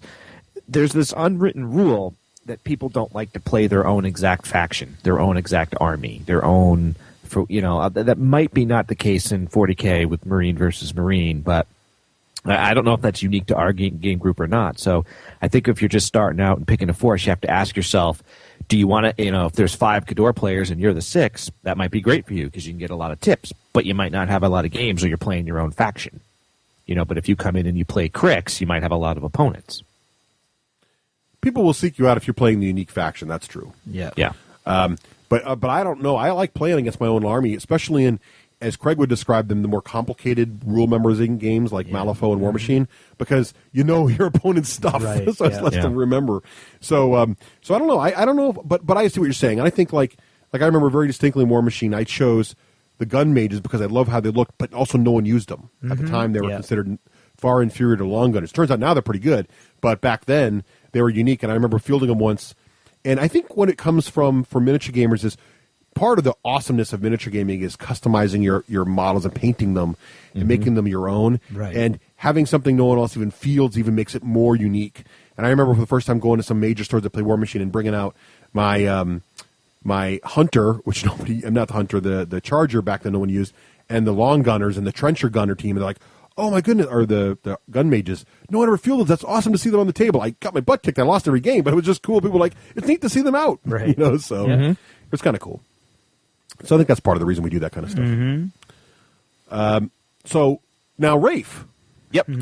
Oh, wait, before we go there, let's talk about Descent. Yeah. Craig, you haven't started one. You're a Descent overlord. Some folks have asked me occasionally, how do you handle, what are some of the best strategies for the overlord or the heroes in Descent? How does that differ between the core Descent game and the Legend games and the campaign? So, Craig, why don't you start off? Well, I would say that as the overlord, you've got to go in and you've got to choose one of two things. Do you want to crush them and just play against them and try to win, or do you want it to be a fun game? Because you're going to get much farther as the overlord if you just constantly pound on the one weakest character over and over again just so you can get the conquest. And they're not going to have any fun because they know going in every time all the monsters are going to fly at that one guy without the armor, and they're going to take him out over and over and over again, and it really becomes more like a grind. There's no way the players can rig the system so that doesn't happen? I mean, they can. Yeah. They can try to protect that character, or they're going to play it the same way. They're going to have the toughest character out there and try to make that guy the one that's constantly running out, and out in front and taking the risks and almost taunting you to throw monsters at that guy because he's got like 8 armor or literally taunting if he has taunt. Yeah. Oh, absolutely. Or literally taunting if he's Joe. Right. So I would myself. There's like a bit of metagaming there. There's almost a bit of, instead of the clear-cut overlord versus heroes, I think there's a little bit of a GM aspect to it where you're kind of like, well, I could kill you over and over again, but A, you whine a lot, and B, it's just not fun. So you might not do the smartest thing each time when you kind of want, especially if you're way ahead. And like I've had times when I was way ahead and I'm like in my head, I don't want to throw the game, but at the same time I want to make it a challenge for them. I don't want to, You don't want to. I mean, the reality is you don't want to pound down your opponent players in this case to the point where they don't want to play anymore, and then your game's over. You want to. I mean, and I think there's a certain element of that in many games, where yes, you can see the open throat and you can go for the quick kill and the game's over, but then you're not probably going to be the guy that everybody wants to play unless they're playing at a very high competitive level and they're trying to hone themselves. Russ, do you find that to be true too? Or do you find that later they'll come back and smack your butt? It depends on your play group, I think. That's very true. I've played a lot of Descent, and I have found that here's the thing about Descent. Descent says specifically that the most experienced player should be the Overlord, and this is true because the Overlord has a lot of tough decisions to make. However, it also means that if people, like I played the core Descent game where I've had parties get totally wiped out and lose the whole game in the first room. Mm-hmm. I would just destroy them. And that's fine, and you can do that, and you can reset and play again. But what I found is that sometimes I'll play like Craig, especially if the party's new. I'll pull back a little bit. Yeah. I maybe won't throw out this or that. But then what happens is one of the reasons I like the campaigns and like playing with the same people is I've got a group of players now where some of them are also overlords. They know the rules cold. In many cases, better than me. They know they know all the ins and outs. They know exactly the skill combos, and they are happy when I kill the 2 conquest dude 20 times because he's only with 2 conquest. Right. So those guys, and if you don't kill them, if you aren't as brutal as possible, they will brutalize your dungeons and loot you and pillage you. Yeah. So and that's a different game though, right? So what makes Descent awesome is, as you found, Rafe, is you can play it as a dab with your son, very laid back. You can play it almost as like a mini D&D campaign where you put pressure on the players, but you also want them to get to the end, like Craig's kind of describing, or you play it as a versus game, 4 or 5 on 1, 4 on 1, I guess, and basically no holds barred, like you play Magic or War Machine in a tournament. I'm going to beat you. And that's where it's gotten to in our campaign, but in a fun way. You know what I mean? Like, and I've gotten to points now where I know the players are feeling bad for me some days the way Craig feels bad for his players. Like they're like, "Ooh, Russ, we just played a whole night and you didn't score a single." And I haven't been near the end game. It gets very tough for the Overlord to win. And I think some of that's the mistakes I made throughout the campaign, and some of it's just the nature of how the campaigns roll. But it's kind of cool because if your players have played before, next time they'll be more forgiving of the early stomping of the Overlord because they kind of know they'll get theirs in the end. Right, you know what I mean? So it depends on game knowledge. But what I try to do, here's my advice to Overlords if you really are having trouble killing your heroes. A couple things.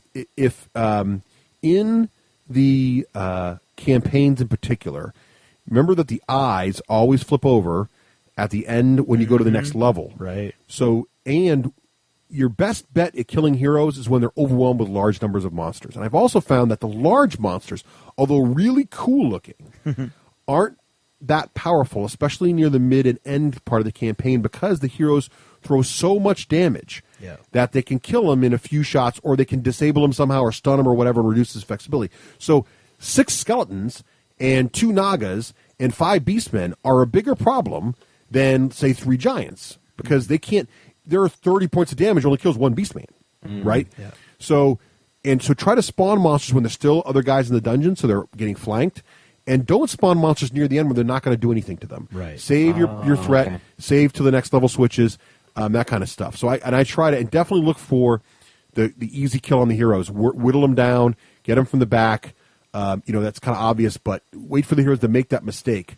And also, it talks about this in the Descent site, but you got to really push the rules in the heroes. Make sure that they're declaring their actions. Make sure they're not taking a lot of moves back, because if you let them have too much flexibility, because it's already 4-1. Yeah, if you let them have too much flexibility, if they never make a mistake, you will lose. Yeah, so you gotta keep enough pressure on them where they kind of feel like they have to make a mistake. Yeah. Don't try to be. It's tough because you look like a jerk, but you got to kind of keep that balance. So. And there's also a basic rule that you have to follow in most games where there's a war component, and that's concentration of firepower. Right. You don't want to scatter the damage over the whole party. You do have to and nitpick them, and as they they'll just healing potion up again. But if you pound, you do 2 points of damage to all 4 of the guys, you've done nothing. But if you do 8 to 1, that might be enough to kill somebody. What do you recommend you do if you warn your players and you say, "Listen, guys, this is me versus you, okay? And it's going to be that." And he's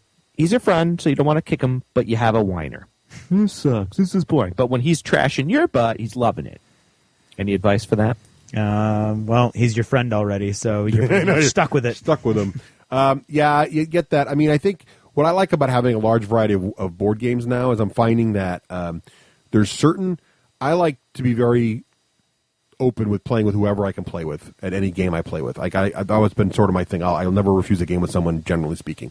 But I've started to figure out that different. You enjoy certain games more with different certain people. kinds of people. Yes, yeah, that's very true. So what you can do is, if there's someone who's not played a He's game with finally you, becoming a gaming elitist like us. no, not elitist. I'm not saying no to anyone. Oh no, just, you're way far away from that. But I'm just trying to figure out which games work best, and so. A Descent, especially a long-term commitment like Descent is. You got to be careful. Like an RPG is.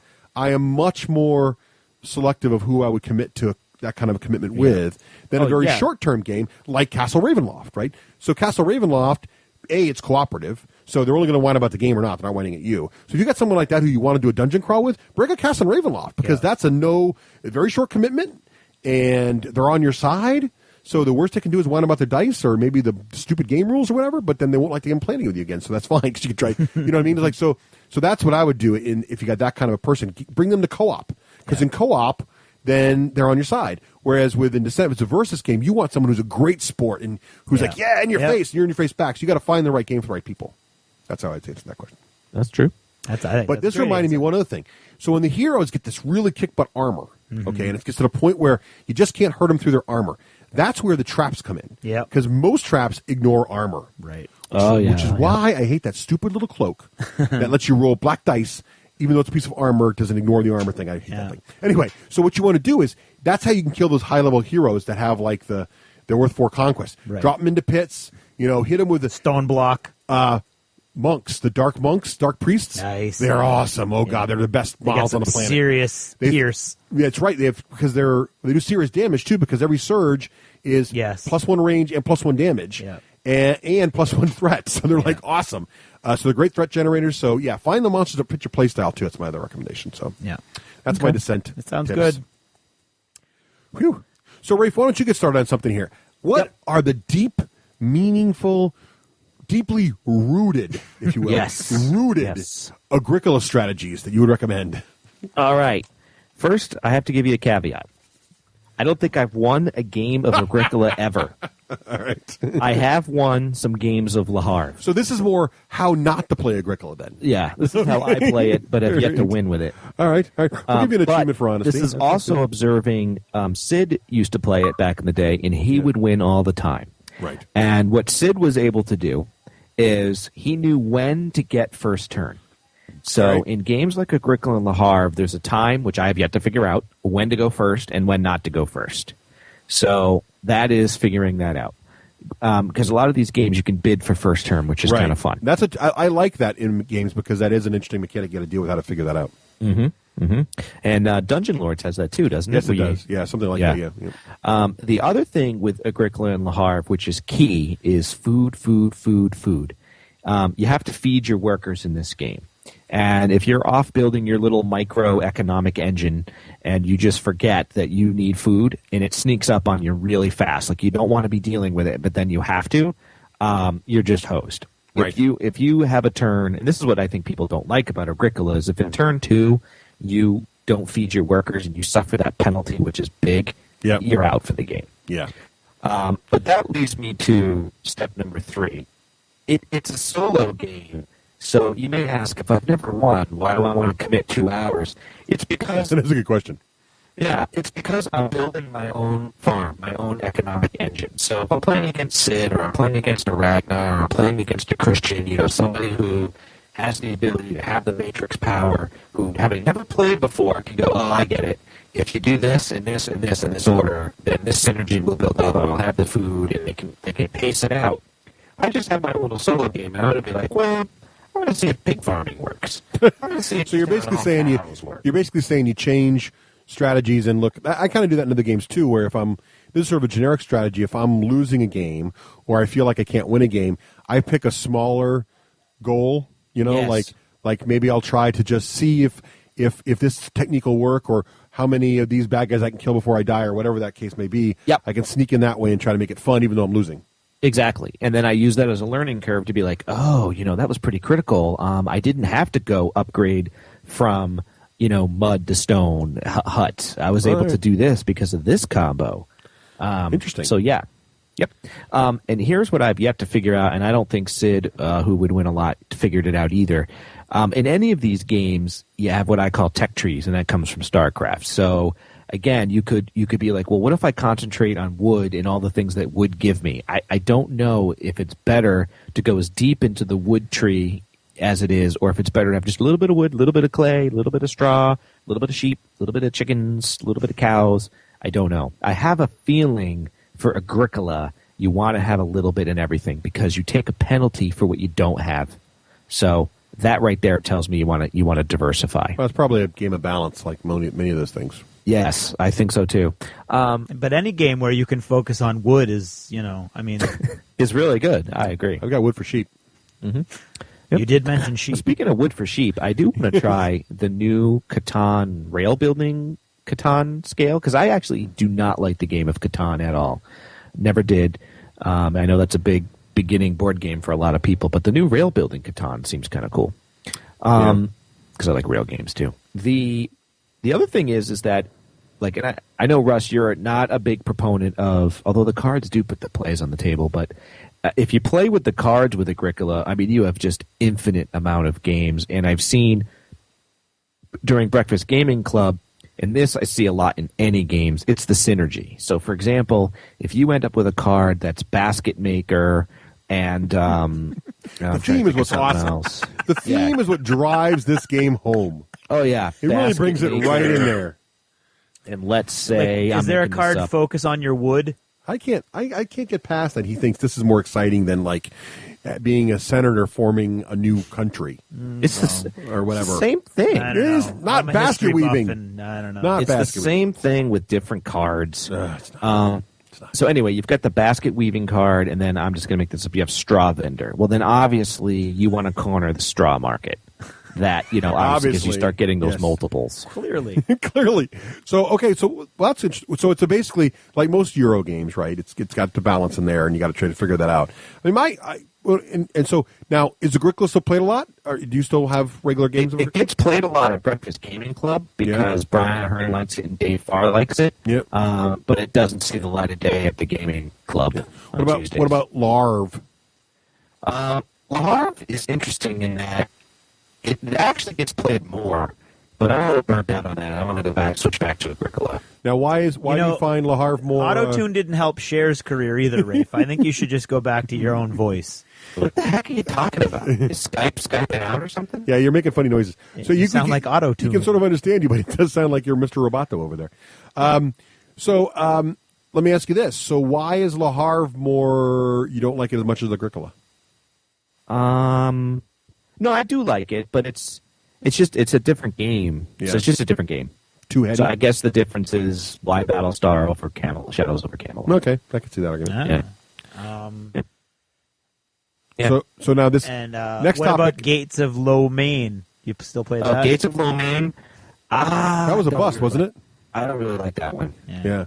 And I think it's because it was the first in this series. It's kind of cool, but it's a whole different mechanism. That's a math game.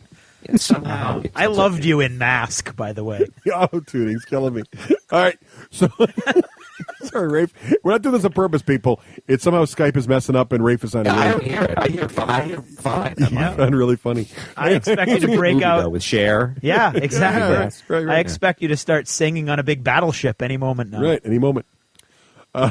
Do you believe in life after love? Exactly. Oh, see, now it needs to kick in. Unfortunately, the auto-tune did not kick in. That would have been awesome. That would have been cool. That would have been great. Am I going next? Yeah, this next topic I think is yours too, which is, of course, this is pretty broad. This is a whole show. Yeah, this is a whole right podcast there. series, to be honest with you. Well, it's not. DMing. Yeah, here it is. Here's my strategies for DMing. Yeah. Right. Rafe's strategy is create your own story. Don't use a module, especially if you're new. I think most people would say, oh, I'm new, I'm going to use a module. The problem with using a module is then you're frightened to go off script, in my opinion. you have this script, the players start to say something different, you can't remember what the barkeep really is going to say, and you get all flummoxed and you keep staring down at your table behind your screen. The players can't see you, they can't look at your face, and they get bored and they start talking about Agricola. That is surprisingly cogent advice. Yes, I agree. Wow, I would totally agree with that. Well, thank you. Must be the caffeine must be kicking. Must be the auto tuner. Yeah. So but if you create your own story, number one, you don't know when you're making it up because you're making it up as you go along. Now, some of you may have abilities to just make Life After Love, go. Some of you, I only heard half of that. Some of you may have the ability to make up names on the fly, and some of you may stumble. That's where, in my opinion, you use your module. Then that way your skeletons are all there, the leader skeleton's there, the stats are there, you're not flipping between your monster manual, their names are there, and you have maps. That's my opinion on how you use a module. The second one is no matter where they go, there they are. What do I mean by that? Buckaroo Banzai. What's that? Buckaroo Banzai. Fifth dimension. Yeah. Craig, what do you think I mean by that? I think you mean that the characters will travel at the speed of plot. Yes. Yeah. And boiled down, so you've got this beautiful dungeon all squared away, and they have to talk to the butcher to learn that the Skaven are stealing his meat, and he wants you to go down and clean out the Skaven nest under his butcher shop. But you've got them in the town square, and your damn party won't go talk to the butcher. They're sitting there talking to the armorer because they want upgrades in armor. Well, all you do is you change the Skaven plot underneath the armor, and he's going to give them a choice piece of armor if they'll clean out the Skavens. I know that seems really simplistic, but that's how you don't have to ride on rails. So when you hear DMers saying don't have your party on rails, that means, for you new DMers, when you're talking to the armor, you're like, nope, his shop is closed. All right, well, we want to go buy some potions at the potion shop. Nope, that shop is closed too. But the butcher shop is open. So that way you can give them some freedom, but they just end up where they are. You just move the location inside your head, and they never know the difference. The next one this is just a preference. Story over dice rolling, and it's one of my complaints about D&D 4e or even Essentials. Sometimes it gets a little too miniature gaming for me, and so again, I try to just stay away from just being everything so stat dependent, even if the rule book says it, and just move along with your story. Yeah, that's good advice. That's 100% the way I do it. It's really cool if you have your people make your characters up ahead of time. I always like to give something very special that each character and only that character can do. I remember there was a time when, Craig, we played D&D a long time ago. It's when Russ made his pirate who would sing the bard songs. Yeah. And Craig, you made an investigator. Right. And so I made sure I made some skill checks and whatever that would reward the fact that you didn't take, thieving and stealth and all the normal stuff. You took, diplomacy, plus 8. I remember that, yeah. Yeah, and so you just throw in there some special rewards so that your character who's in his particular phase of life wants to create an investigator and not a brawler. Yeah. My next one is do not ever, ever, ever allow racial hatred in your party. That's Rafe's rule. There's nothing more annoying. Or in life, really. I wouldn't allow it in life. Oh, God. There's nothing more annoying where you have a dwarf and you have an elf, and the elf's like, I'm not going to do what the dwarf says because I hate dwarves. I mean, then what's the point? Then why are you guys in the party together? I find the same thing to be true for opposite alignments. There's nothing more annoying as a GM as, the good character's like, all right, well, I'm going to bind the poor soldier's wound, and the evil character's like, no, I'm going to kill him. If he doesn't answer no, I am, really. No, I'm going to kill him. And the good character goes, I can't allow that. So I just don't allow it. You have to all be about the same alignment, and you have to all be don't they not have alignments anymore? No, they do. Well, and I think he's broader than just D&D 4. But I think in advanced situations with really skilled players, you can do that, but it's definitely not for the newbie. Yeah. Yeah, definitely not. And it's also dependent upon your group, too. Right, and the players involved doing it. Right. Yeah. Yep. The next piece of advice I have is you don't have to reinvent the wheel. So when you're a GM and you're starting to think you're probably going to think of your story as some cool book you just read or one of your favorite stories. Go ahead. Let it go. Go for it. How many times have we all seen Star Wars? How many times have we all seen Lord of the Rings? How many times have we all seen Princess Bride? Why? Because we like those stories. So I let my characters play it out. Sometimes I create a Darth Vader type character. He's not in space if it's fantasy, but he might be similar. He's dressed all in black. He can use magic and he chokes people to death. Or you can have a Sauron. You can. We call those archetypes. Yes. Yeah. They are called the archetypes. Thank you. Yes. Like, don't be like, that's been done and done. I'm not going to do that again. Yeah, you're not trying to create high art. You're trying to have a fun time with a game. Yes. Right. Yes, exactly. And you can just do something fun and simple. Like if you're like, well, I like the idea of the Fellowship of the Ring. Okay, change it from a ring to an orb. And suddenly, it's a whole new. And suddenly it's Sword of Shannara. Wait, I was going to say, authors have created entire careers based on that idea. Entire poorly written series based on that. And my last now Terry piece Brooks is- will be after. That's right. Terry, come on, anytime. I have fun. I can't as a make it player through your character. books, buddy. I'll say that flat out. Yeah. Who can't come on? No, Terry Brooks can come Terry on. Brooks can come on, but I've read some really cool stuff by him, but it ain't Shannara. Right, it ain't Shannara. I loved the Shannara books. I haven't read them recently, but I loved them as a kid. Yeah, well, there you go. I liked it that a druid was finally like a main character. How cool is that? Yeah, but it was so derivative. Not as cool as Cher. Yeah. I like Cher too, man. Butt looks good in those freaking stretch jeans. All right. Fishnet stockings or whatever. But is there life after love? I'll put it out there. If anybody can give me a Sword of Shannara book and a date with Cher, just copy. Date with Cher. Wow. Cher. I'm in. Wow, you're into this whole ask the universe and it shall deliver thing, huh? Talk about cougar. I think you're talking, yeah. I don't know. Don't I have to be? Yeah, I guess I'm a little bit younger than Cher. All right. Just a little bit. All right. She's hot, man. Okay. I don't think you've seen her in a while. I probably haven't seen her in a while. Player character, my last bullet on DMing. Oh, dear. If you're playing a player character, when you're making your background story, here's an old acting trick. Think about what your character eats for breakfast. Serious, so calm down. Yes. What do you eat for breakfast? Breakfast. Right. Breakfast. Right. Gruel. We're here. We're right here with you. Yep. Think about what he eats for breakfast. And then the other famous thing is, give him a foible. Is he afraid of water? Is he afraid of spiders? Does he, don't like heights? Does he not like to fly like Mr. T? Whatever. So Cheerios and arachnophobia equals good role playing. Right. I think so. Okay. I think it helps flesh out your Well, in character. fact, a lot of the more role-playing centric games will insist Force upon that on you, yeah. Will insist upon having that, like the Dresden Files and Serenity and other games will say you must have a weakness. Yep. Superhero games all do that, of course. Yeah. Mm-hmm. Yep. Rafe, that all made a lot of sense. That was very good, Rafe. Thank you. No, nicely done. Now, this next one is interesting. The role of the spoiler with metagame. You get a lot of emails about this? No. Okay. I just want to talk about it. So you were inspired to talk about, let's talk about it. I'm not really sure. So what did you mean by the role of the spoiler with metagame? Yeah, here's what I mean. So this is my wait. We were asked the role of the spoiler with metagame. Both. Metagame. Say it again. Metagame. I like it. All right. This is most of my strategies when playing any board game. Right. Good punch. I love playing the spoiler. Why? Because I'm most likely not going to win anyway. I know that sounds defeatist, but it's the truth. Do you know there's I just realized where you're going to go with this, and there are whole legions of people on Board Game Geek that actively hate people like this. Oh, I know. I put that in there. There's whole. Go ahead, keep going. All right, so I'm gonna keep going. Then I'm gonna ask your guys' opinion. All right, and then I think I have a refutation. I do this because I learn by doing, and I do think it's fun to derail someone else's plans, especially if I think they're very serious, and I just think it's fun to be the spoiler because I think that happens in real life.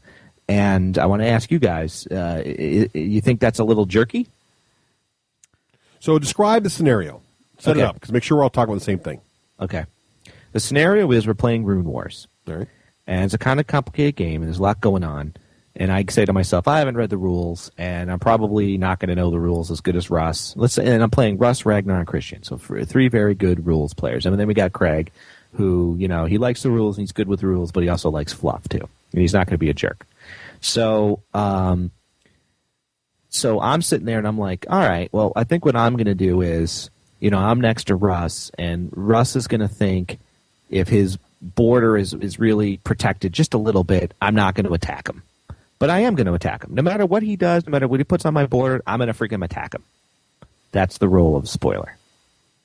Okay. To do something. Or is it like last time you all played Samurai, Russ won, so you're going to attack Russ no matter what? No, that's the ABC rule. And I'm not a big fan of that because I think that can be kind of mean and pick on people. So the ABC rule is all but Christian because Christian usually beats us. So everybody beats up and tag teams on Christian. It never actually means anybody but Craig. Actually, no. I don't have the win-loss ratio to justify it. But the foundation of the anybody but Chris rule is that if we don't play that way, he's going to win anyway. Yeah, that's true. But if you don't play that way, he'll win faster. Right. That's the only difference. That's true. Yeah. No, it's not Russ beat me last time, so I'm going to pick on Russ. Right. It's that the normal strategy is, on a land conquering game, you defend your borders pretty good, and you look at it and you go, Rafe would just be dumb to attack me there because he's most likely going to lose every single guy. And if he does that, he'll be out of the game. Why would you do that? I think it depends on how you approach this, because I think that's my follow-up. But one of the things I wanted you guys to chime in. People complain about is not if everybody's playing a game very, very seriously and trying to win. There are many, many games that if everyone doesn't play to win, then it will fail. In other words, like the game itself sort of breaks down sometimes. Most modern, I know that a lot of people work very, very hard in modern conquest games to not let this happen. So I think that's one of the reasons there are some of those random cards in Rune Wars and stuff. But in games in particular Diplomacy and things, or Risk even, if you don't, let's just say you're I'm not going to win, so I'll just ally with Craig the whole game. And if you do that, and if Craig's playing to win and you don't play to win, then eventually you're just going to be that person's pawn, and then now it's 2 against 1, 1, 1, 1, 1. You see what happens?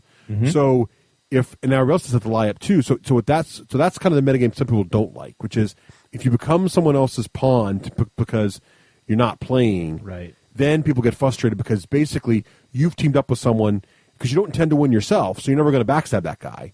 You just teamed up with him in order to, because you don't feel like whatever. Not you. I mean, you know what I'm saying. The spoiler is doing this. Yep. So I think that's the biggest concern. I think is that it breaks the game suddenly, and now it's not, 3 players playing 3 on everybody for himself. It's 2 against 1 all of a sudden, or whatever the scenario is. What do you think? How does it? I mean, is that you see what I'm saying? I'll see what Craig thinks. I think it depends on how you go about it and what your underlying reasons are. Also. Yeah. Well, for me, it is. I am trying to win. Right. So I think it's jerky if you're a spoiler just to ruin somebody's game. Right. And in your own head, you don't have a reason to win. Right. But isn't a spoiler just a guy that goes after the lead guy? You're not going to win, so you're just throwing in to screw with all the plans. Oh, maybe I'm using the wrong term. I don't mean it like spoiler, that. If you're trying to win the whole time, you're not being a spoiler. Right. Yeah, but some people accuse you of that when you make a move that they don't think is wise for you. Well, I think what they mean, they're misusing the term because you are spoiling their plans. Yes. But a spoiler in a tournament means you've lost enough games you can't win, but now you're just going to try to throw other people, win in order I don't mean that. To stop other people Well, from that's winning. the tournament version. That's a tournament. But that's still playing to win because he's still beating you, but he's spoiling your chances because he can't win. Right. But then there's the idea where, I guess what I mean is doing what 9 out of 10 people would go, that makes no sense. Why? That's just you could potentially annihilate yourself there. That's just the way you play, and half the time it totally works out for you. I know, and I was going to say what I find is a lot of times that's rewarded either because you make a bold move and you pull it off, or the other opponent didn't anticipate that. So I take umbrage. Russ doesn't do this to me. He doesn't argue with me. It's a lot of different players are like, "That's crap. You're just trying to ruin it." I'm like, "No, I'm not. I'm trying to throw a big stick in your spoke. You weren't planning on me doing it, and it's a very reckless strategy." I think that's not being a spoiler. What's the term? We need to create a term. Well, for that. but Rafe, what you are talking about though isn't I know you do casinos a lot, right? Yep. It doesn't at certain kinds of tables, like blackjack in particular, if people do the wrong thing, other players will get mad. Oh yeah, totally. Right, because they're not playing. If you don't play not properly is not the right word, but if you don't play to the best of your ability, whatever that perception is, it messes up other people's ability to also play to their best of their ability. Does that make sense? Correct. Yes, I do. And so I think if you're, and I know money's on the line with blackjack, but I think, but the fundamental idea is the same, which is that no, there's one difference there. The theory with that analogy, and it's not just to pick on the analogy, but it makes sense to my point. The theory with blackjack is if I don't play per table rules, I will also lose. Right. Yeah. But in this theory, this is what I'm thinking is that if I attack Russ, even though it makes no sense and I may get wiped almost to a man, I might be able to ally with Dave. Even though that's not part of the game. Right, but that's not playing to win. That's playing to ally with Dave. Right. No, it's playing to win. See, but that's my point, though. So, like, if yeah, I have to add a caveat. You're right. Right, because and you're not winning means Dave wins. Yeah, so winning, right? Yeah, so that's right. That's spoiling. not playing to win, though. That's spoiling. Yeah. You're not playing. When I say playing to win, I mean playing for Rafe Granger to walk away with Gotcha. a winner. Yeah, if I have you're, to say, if in you're my saying head, from the yeah. beginning that something has occurred and what you want to have happen is someone else win other than yourself, then I think people have a right to be upset with you. Because that's interesting. Because you're basically saying you're changing the rules of the game. I think the unwritten rule of most games is when you sit at the table, everyone's playing to win, right? Yep. And so, like the blackjack table rule, right? If you play wrong, you're going to lose. Well, you're saying I'm playing wrong in a board game, I'm going to lose, but don't get mad at me. But it's the same as blackjack. You're messing up the balance of the game by one player saying right from the get-go, I've just decided to do reckless things. And as long as Dave wins in my head, I win too. Right. What you basically said is, an earlier analogy, from the beginning, in a 4-player game, let's say, it's you and Dave versus everybody else. Now, no, you never said that to Dave. Dave may not know that, but by you doing that, the game is already not fair from the very beginning. Do you know what I mean? Now, I totally see your point. I like your blackjack analogy now because the way I view it is, by me spoiling the way blackjack's supposed to work, which every table that people play as a table, right? But Dave wins and he treats me to dinner, I win, right? So you're right, but people could be like, "That's crap, man. That's like I didn't come to this table to play Right. that." Well, you're if you're the guy sitting to the right of the guy you don't want to win, and you're just going to say hit me, even though you're at Makes like no 18 because you just want to suck the high cards and ruin that guy's day. Then that's you're totally redefining how that game is played and how the winner is defined. Yes. Right. Now let me ask you this, because there's two options to that. There's Rafe. What are you going to play the spoiler? Yeah. All right. I don't want to play with you. I don't mean that in a mean way. I mean like that's not the table I want to sit at right now. Right. But isn't there? Because this is how I view it. I'm not trying to be a jerk and ruin somebody's day. I'm trying to win, and I guess I include an ally winning is me winning, which you're right, is not written into the rules. So I totally get your point. But my question is, especially in area conquest games, isn't that a part of the strategy that the player should be thinking about? There's different things going on here, right? So it's complicated. This is a good topic because, like, for example, I've been in Shogun games, right, where there was a recent game of Shogun, the new version. Samurai? Shogun. No, you're right, Yeah, Shogun. the one from Queen Games. Yeah. Where everybody just decided to attack me. Yeah. Like over and over again, they were attacking me, and I was fine, whatever. It was whatever. And at that point, my only choice to save the table from them was to attack. I believe it was Brian. Yeah. And if I attacked Brian, I would then have I could not win the game. I was totally screwed, but at least that was the only way I could go. And I decided not to attack Brian and give him a safe border because I was like, fine, you guys are going to beat me up. I'm going to help Brian win. Right. Now, I don't think that's necessarily being I'm a spoiler in the sense of the tournament idea, where I'm helping another player win, but it's not the spoiler in the sense of people get mad at me. Because actually, it's almost a reactive spoiler. You're like, all right, well, you've just beat the snot out of me. me. You've all made me enemies through gameplay, and so you therefore deserve my wrath in some form, and this is the best I can do. Yeah. And that makes sense to me. So if let's say it's a 4-player game, and Craig and I have allied against Craig and I have set up front, we are allied. You're like, fine, Dave and I are allied too, and if Dave wins, I win. Ha! That's different than from the beginning. From the beginning, not declaring anything necessarily, but just all of your decisions. And even Dave colored. doesn't know it. That makes it even worse because your plan is, I'm going to really confuse everybody by only playing to Dave's advantage and not my own. Yeah, but I don't pick Dave out though, or whatever. Right? But what by I throwing do the is game, I try to do. I don't actually say I want to ruin Russ's day. What I say is, if I do something radical, will that turn Brian from his course of action and go, holy crap, Rafe just opened up a huge opportunity to take Russ out. Yeah, I think because, like, for example, if there were no, like, let's say, because one of the toughest things in conquest games in particular is attrition, right? If two players go at each other from the beginning and beat each other up from the beginning, while the rest of the table builds their forces, those two players will lose. Those two players will lose, exactly. Right. So if you're saying, well, this is going to be fun, I'm just going to fight my guy to my right recklessly with no abandon just to see what happens, you're ruining that guy's game. With utter abandon. You are. No, you know what? I thought of a different analogy. Yeah. It's a Zerg rush.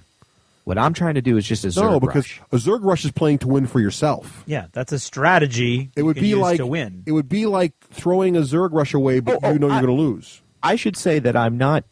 The metagame part isn't that I think I'm going to lose in the get-go, and I'm just going to go to abandon. You see what I'm saying? Well, you're changing the definition, though, because before you said you wanted someone else to win like Dave. My backup is, hopefully this will work. Brian will attack Russ. Russ won't be on my borders, and I can win mid-game. Right. But the thing you have to remember about metagame, and I think this is interesting because I wanted to talk about metagame a little bit, and this kind of dovetails into it a little bit, is that when you in a large game like a conquest game where there is going to be negotiation and strategies and metagames, is that in order to negotiate with anybody, you can't box them into a corner, right? You can't get someone to a position where they have nowhere else to go and say, now be my ally. But the only place you can invade is my land. And if you ally with me, you are definitely going to lose. You know, that's no one who's playing to win is going to accept that unless you're in the situation I'm with Shogun where Brian's like, ally with me because they're going to kill you anyway. Clearly, the whole table's killing you. And I'm like, well, you're right. I might as well ally with you so I don't die. Right. So that's that. But I think that's the exception. But in the early game especially, if you've got someone on your flank who's just beating the snot out of you, no one's probably going to ally with you because they don't need to. And no one's going to help. You know, it just roots up. So I think you have to kind of think about what you're going to do. If you're going to try some wacky strategy, I think the most politic thing to do would be to say, look, guys, before the game starts, say, I like to try crazy strategies. And I'm probably going to try something really crazy here that may not. And I know this is a long game. I know, and you know also what's going to happen to you, Rafe, too, is the shorter the game, the more you can get away with that. Right. Right? Because a long commitment game, no one wants to be in a long 6-hour commitment game where from the get-go they're being screwed by this guy who's not playing to win, or in their mind's not playing to win, right? Or playing their own game that's not really the intended game, whatever you want to call it. So I think in a short game, try those out. But in a long game, just say, I'm going to play crazy stuff. If you guys think you can handle it, you know, talk it up. If you guys think you're man enough to handle my crazy strategies, then come on in. But if not, I'll play a different game. But I was just thinking that. It is totally the way to go. Because, again, it's the Zerg rush in that you say to the player, look, do you like to turtle up? Do you want to do the 10-minute curtain rule where there's no Zerg rush? Yeah, that's what I like to play. Okay. You know, versus, no, bring the Zerg rush on. It's a challenge for me. So that's totally the way to handle it. Well, I think the Zerg, I think the blackjack analogy is better because you're playing the Zerg rush is within the parameters of the game, and you're still playing to win. The blackjack analogy is I'm still playing to win in the beginning, but if my plan fails, then my backup plan is to ally and win through allying, which is not part of the game. Right. Well, it's part of the metagame. That's the thing. But see, in the Zerg rush, if the Zerg rush fails, there's no backup plan. You're just dead. See, that's the difference, I think. Well, I'm dead too. It's just in my head. Well, I won because Dave won. Right. You see what I'm saying? But that's what I am so dead. People that are serious about a game, their point is if they're serious about it and they're hardcore about it. Not everybody is. Most people play most lightly. But if they're like, we love a good game of, you know, a 6-hour game of whatever. But then, actually, you raised an interesting point. I'll be dead. If I attack Russ's borders and leave myself so weak, I'm taken out by Dave. Yeah, but you've also ruined Russ. That's the problem. Well, so does the Zerg rush. No, but the Zerg rush is different because there's not. It's not. First of all, it's not an 8-hour game, and second of all, there's not other people involved. You know what I mean? Like it's. Well, let's say it's 3-on-3. Well, 3-on-3, I've got allies. Or let's say it was 6 players and everybody for themselves. Yeah, in that case, it would. Yeah, if someone rushes, it screws you. But that's see. But you're still playing to win. That Zerg rush is playing to win. Yeah, but I don't think. Well, you're. It's just interesting. It's like you say. It's interesting. Well, but the parameter you had earlier was I don't care if someone else wins. Yes, that's correct. As soon as you put that in there, I win if somebody else. Yeah, wins. if you put that in there, that's not the game rules because the game says you don't win if someone else wins. Right. The game rules are you're breaking. You're essentially in a way, in a very interesting way, you are breaking the rules of the game because you're saying I win even if the game says I do not. And therefore, I feel legitimately playing this way. Yeah, but what's interesting is it's only in my own head.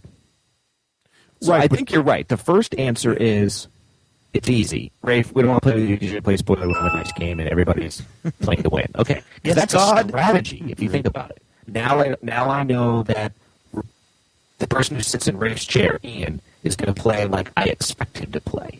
Yeah. Don't you think? Like, I don't know, I just think in the real world, like, you don't always, nothing happens the way you always expect. Right. And that should be in your strategy. You should be in your strategy, be like, I don't think Craig's going to do what I think he might do.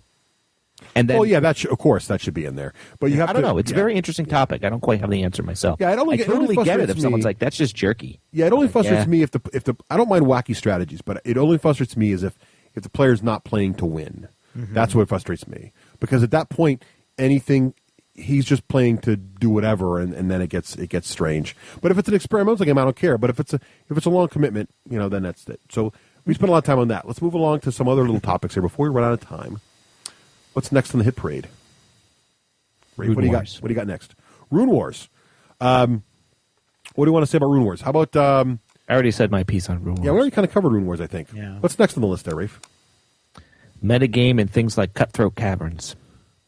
Okay, so that was the one. So let's talk about that a little bit. So the metagaming in Cutthroat. Craig, how do you approach the metagame in a game like that? Well, I mean, I don't know. Cutthroat Caverns is special, really, because it's going to be, there's so many random wacky things are going to happen anyway that it's very hard to establish an alliance with somebody or an agreement. So the metagame there is more like just sort of rollicking to me, try to convince them that you're not going to throw down a card that's going to hurt them, and then you do. I mean, I've never seen an alliance last any length of time at all in Cutthroat Caverns. Right. So define your metagame. Like, what do you mean? Do you mean an alliance? Well, I think in general, how do you approach? I think in Cutthroat Caverns, I can see it where people will, once a person starts getting weak, they might feed on him more. Right. Yeah. So how do you? Well, I don't know, because then how do you argue against it? How do you say, wait, don't kill me because? Well, it depends on where you are in the dungeon. If you've still got 7 more monsters and somebody's near death, then you don't want them killed, because those monsters are all going to be as strong as if that person were still alive. Right. So if that's what you mean by metagame, I guess my plan is always, in any opportunity I have to weaken the other players, I take it, but I don't want to kill them necessarily until it's towards the end, when I think I can make a run and get out on my own, or with fewer players. Yeah, I'd agree with that. That was my point on that one, because that's an interesting one, because you have to deal with the fact that there's apparently no reason not to kill anybody, but there is this reason not to kill anybody. Well, I think there's I think that's a great strength of Cutthroat Caverns is only one person can win. But if you take your first opportunity to wipe people out, the next thing you know, if you're playing if it's the 3 of us, and I take my first opportunity and I kill the 2 of you, let's say on Monster 3, I'm going to be fighting 6 more monsters, all of which will be as strong as if there were 3 players, and I'm all by myself. And there'll be literally no way I can win. And then everybody loses. Unless Rafe's playing, that he wins with the monsters. There you go. Exactly. Right. He allies with the monsters. Right. So, I mean, Cutthroat Caverns, I think that's a unique element to that game where it really can't be broadened to other games because of that awesome element where you really need everybody to work together to get out alive, but only one person can win. So let me ask you this. Do you have any staple, now in larger games, especially games that are you mean in Cutthroat Caverns? No. Let's move on from Cutthroat Caverns. So, because I do have a staple with Cutthroat Caverns. What's your staple with Cutthroat Caverns? The staple with Cutthroat Caverns is get your kills where you can up front, but don't use any of your abilities until it's those last few monsters with all the bonus points. That's where the game totally turns in the last, I think, 3 monsters. When was the last game of Cutthroat Caverns you played? I played at Pete's 40th birthday party. Nice. So that was not long ago. No. Yeah, that's a solid game. That needs to come out more often. That's going to come out because as we talked with Kurt Covert recently, he mentioned Fresh Meat, the next expansion, and he actually sent me the expansion, and we're going to play test it at Extra Life. Sweet. At Myriad Games. I hope you came to that. Right. And I hope you came to that to give it a try. Yeah. I'm sure we had a good time. Now, let me ask you this, though, because one of the things I was thinking about when I typed this one in is there a standard metagame approach you have to a conquest game? Like, how do you, sitting down at the table, what do you do to not be the guy everybody picks on and yet still not upset anybody? Like, is there a standard approach you have, or what do you do? Or does it depend who you're playing with? I don't think that far ahead. Right. I'm not that tricksy. I don't know. So you're just sitting down thinking, I'm just going to play the game, and I want to be as unassuming as possible. See, I know you're thinking. See, I want to never trust the guy that tells you he doesn't do anything. First of all, well, I'm going to try to consolidate. It's like let's go with Shogun. All right. Okay. I don't want guys all over the board. I want guys all close together where they can support each other. Mm-hmm. And that, but I don't want to. Yes, God. What are those things? An angel has gained its wings. It's me, Margaret. Nice. But at the same time, like, I want to be strong, but I don't want to. I try not to do a lot of trash talking. Yes, because I'm not that guy. No, you are not. I'm that the trash guy. talker. I want to, which might explain everybody jumped on me and killed me. Yeah, it could very well. I want to be unassuming and just kind of like go with the flow. It's always the quiet ones that get you. I want to put myself in a position exactly where I can make an end run at the end of the game. Right. But I don't want anybody to be like, oh look. And who would that person be? Oh, that would be Russ. Well, gee, Craig seems to be 10 points ahead of everybody else. And you don't want to be so boisterous that crazy player who's not playing to win attacks you. Indeed. But I am playing to win. That's the thing. Oh, nice. All right. Well, I think that may be all the time we have for now. Any other comments before we close out our strategy for this time? What do you guys think of the strategy session? No, I mean, it was fun. I don't know. Yeah. I don't know what kind of radio it made, but I had a good time. I had a good time too. Well, hopefully, let us know what you thought of the strategy session. And if you liked it, maybe we'll bring it back more often. Every once in a while, we get a pile of games we've been playing lately. There you go. All right. That's stratagem.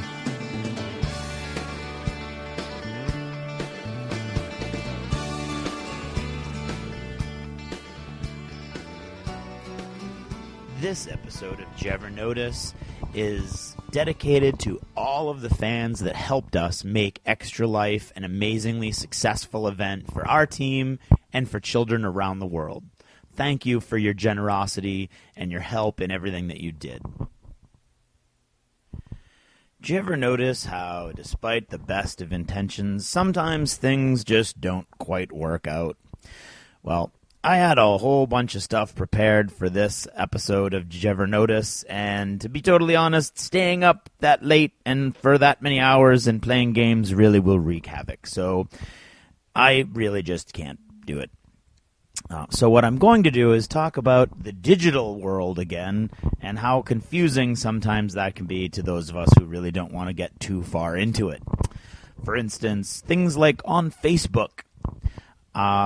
We all know what I think of Facebook, and Facebook is, to me, it's probably a good tool for communication, I guess, but it really does impersonalize what should be personal relationships and sort of equalizes a bunch of instead of different groups of friends who are involved with different parts of your life, everybody knows everything. Except your friends who aren't on Facebook, because now you've got to actually go that extra little effort to tell them that you're doing something when everybody else, including your aunts and your uncles and your grandparents, your great-grandparents, and people you used to know in high school, even though you hated each other, but now you talk on Facebook because, hey, you found each other on Facebook. Okay, for instance, we've got this awesome Renaissance fair, and all of my friends went last weekend. And they called me the day before they went because they figured, oh, wait, when we made all these plans, Craig and Karen wouldn't know about it because Karen's not friends with all the people that they were friends with, and Craig's not on Facebook. So without enough time for us to be able to make the plans to go, all of my friends went to King Richard's Fair, and I didn't get to go. Now, would I have been able to go? Probably not because of my schedule anyway, but it would have been nice if I had been included. But because I'm not on Facebook now, and everybody else is, I guess that just leaves me out. And if I want to be on Facebook, well, I don't want to be on Facebook. So I guess I just have to, I'm a second-tier friend now because I'm not on Facebook. See, that's kind of stinky. Of course, with the complete and total lack of sleep that I'm dealing with right now, maybe it's not as bad as it seems. But right now it seems pretty bad. But then on the other hand, it's nice and sunny out, and that seems pretty bad to me too. Another thing that popped into my head yesterday while playing all of those ridiculous, awesome, but really, really long, and there was just a lot of gaming going on yesterday, obviously, is tweeting, excuse me. Seriously, even people that I know and respect and admire, and they're great friends of mine, do you need to tweet during a game?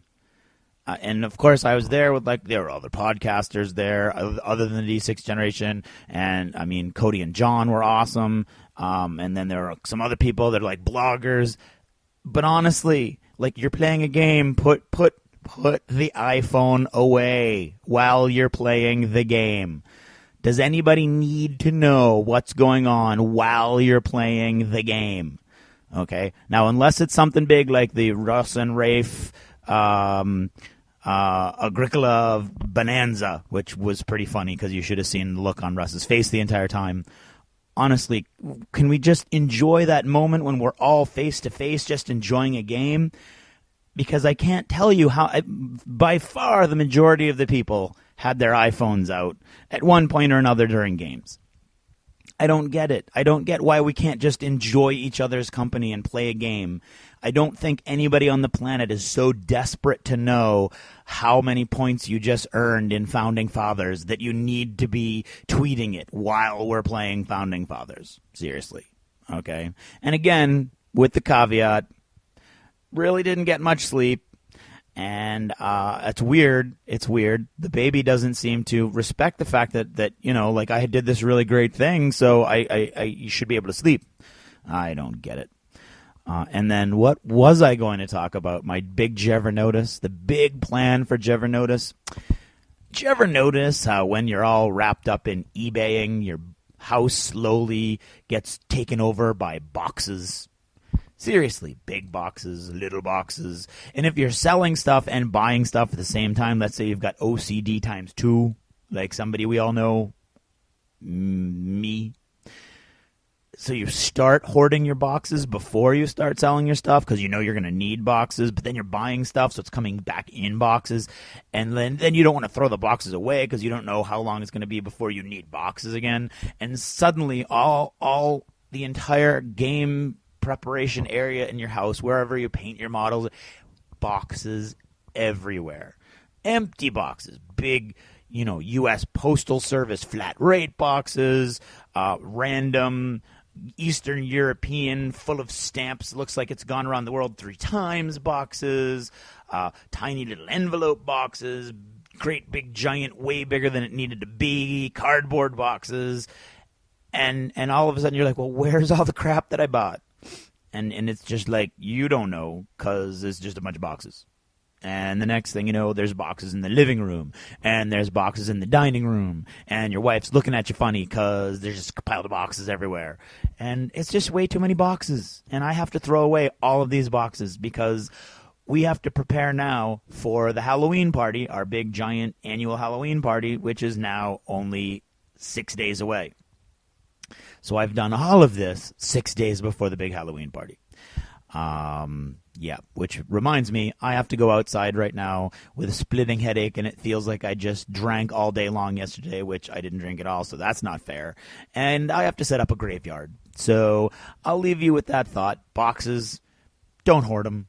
And Twitter and Facebook, wait till after an event, not during an event. Even if it's a game, you know, play the game and then tweet. That's fine. And of course, this is all tongue-in-cheek. We had an awesome time. I spent most of my day with John and Cody from Game On with Cody and John, and had an absolute blast. Rafe was there a little bit, didn't play anything with him. Russ and Nicole were there for, they did a lot of gaming at home, and then they went and they did gaming elsewhere, and they did gaming like all over the place. And played a lot with Nicole and Russ, and that was fun. And Karen actually came and with the baby, so we actually had a really great time. And right now, all things considered, we got to keep in mind that Extra Life has so far made $423,877, which crushes their record of last year. Okay. So their record of last year was 170,000. So just check that out. That is unbelievable. So thank you all that helped in any way that you did. Some of you were just ridiculously generous, and others, you know, you gave what you could. And next year we're going to do this again, and we're going to ask for your help again, and hopefully we can double it again, or more than double it. I don't know. I don't have enough sleep to have done any math like that. Okay, so thanks again. That's all I've got for now. Good night.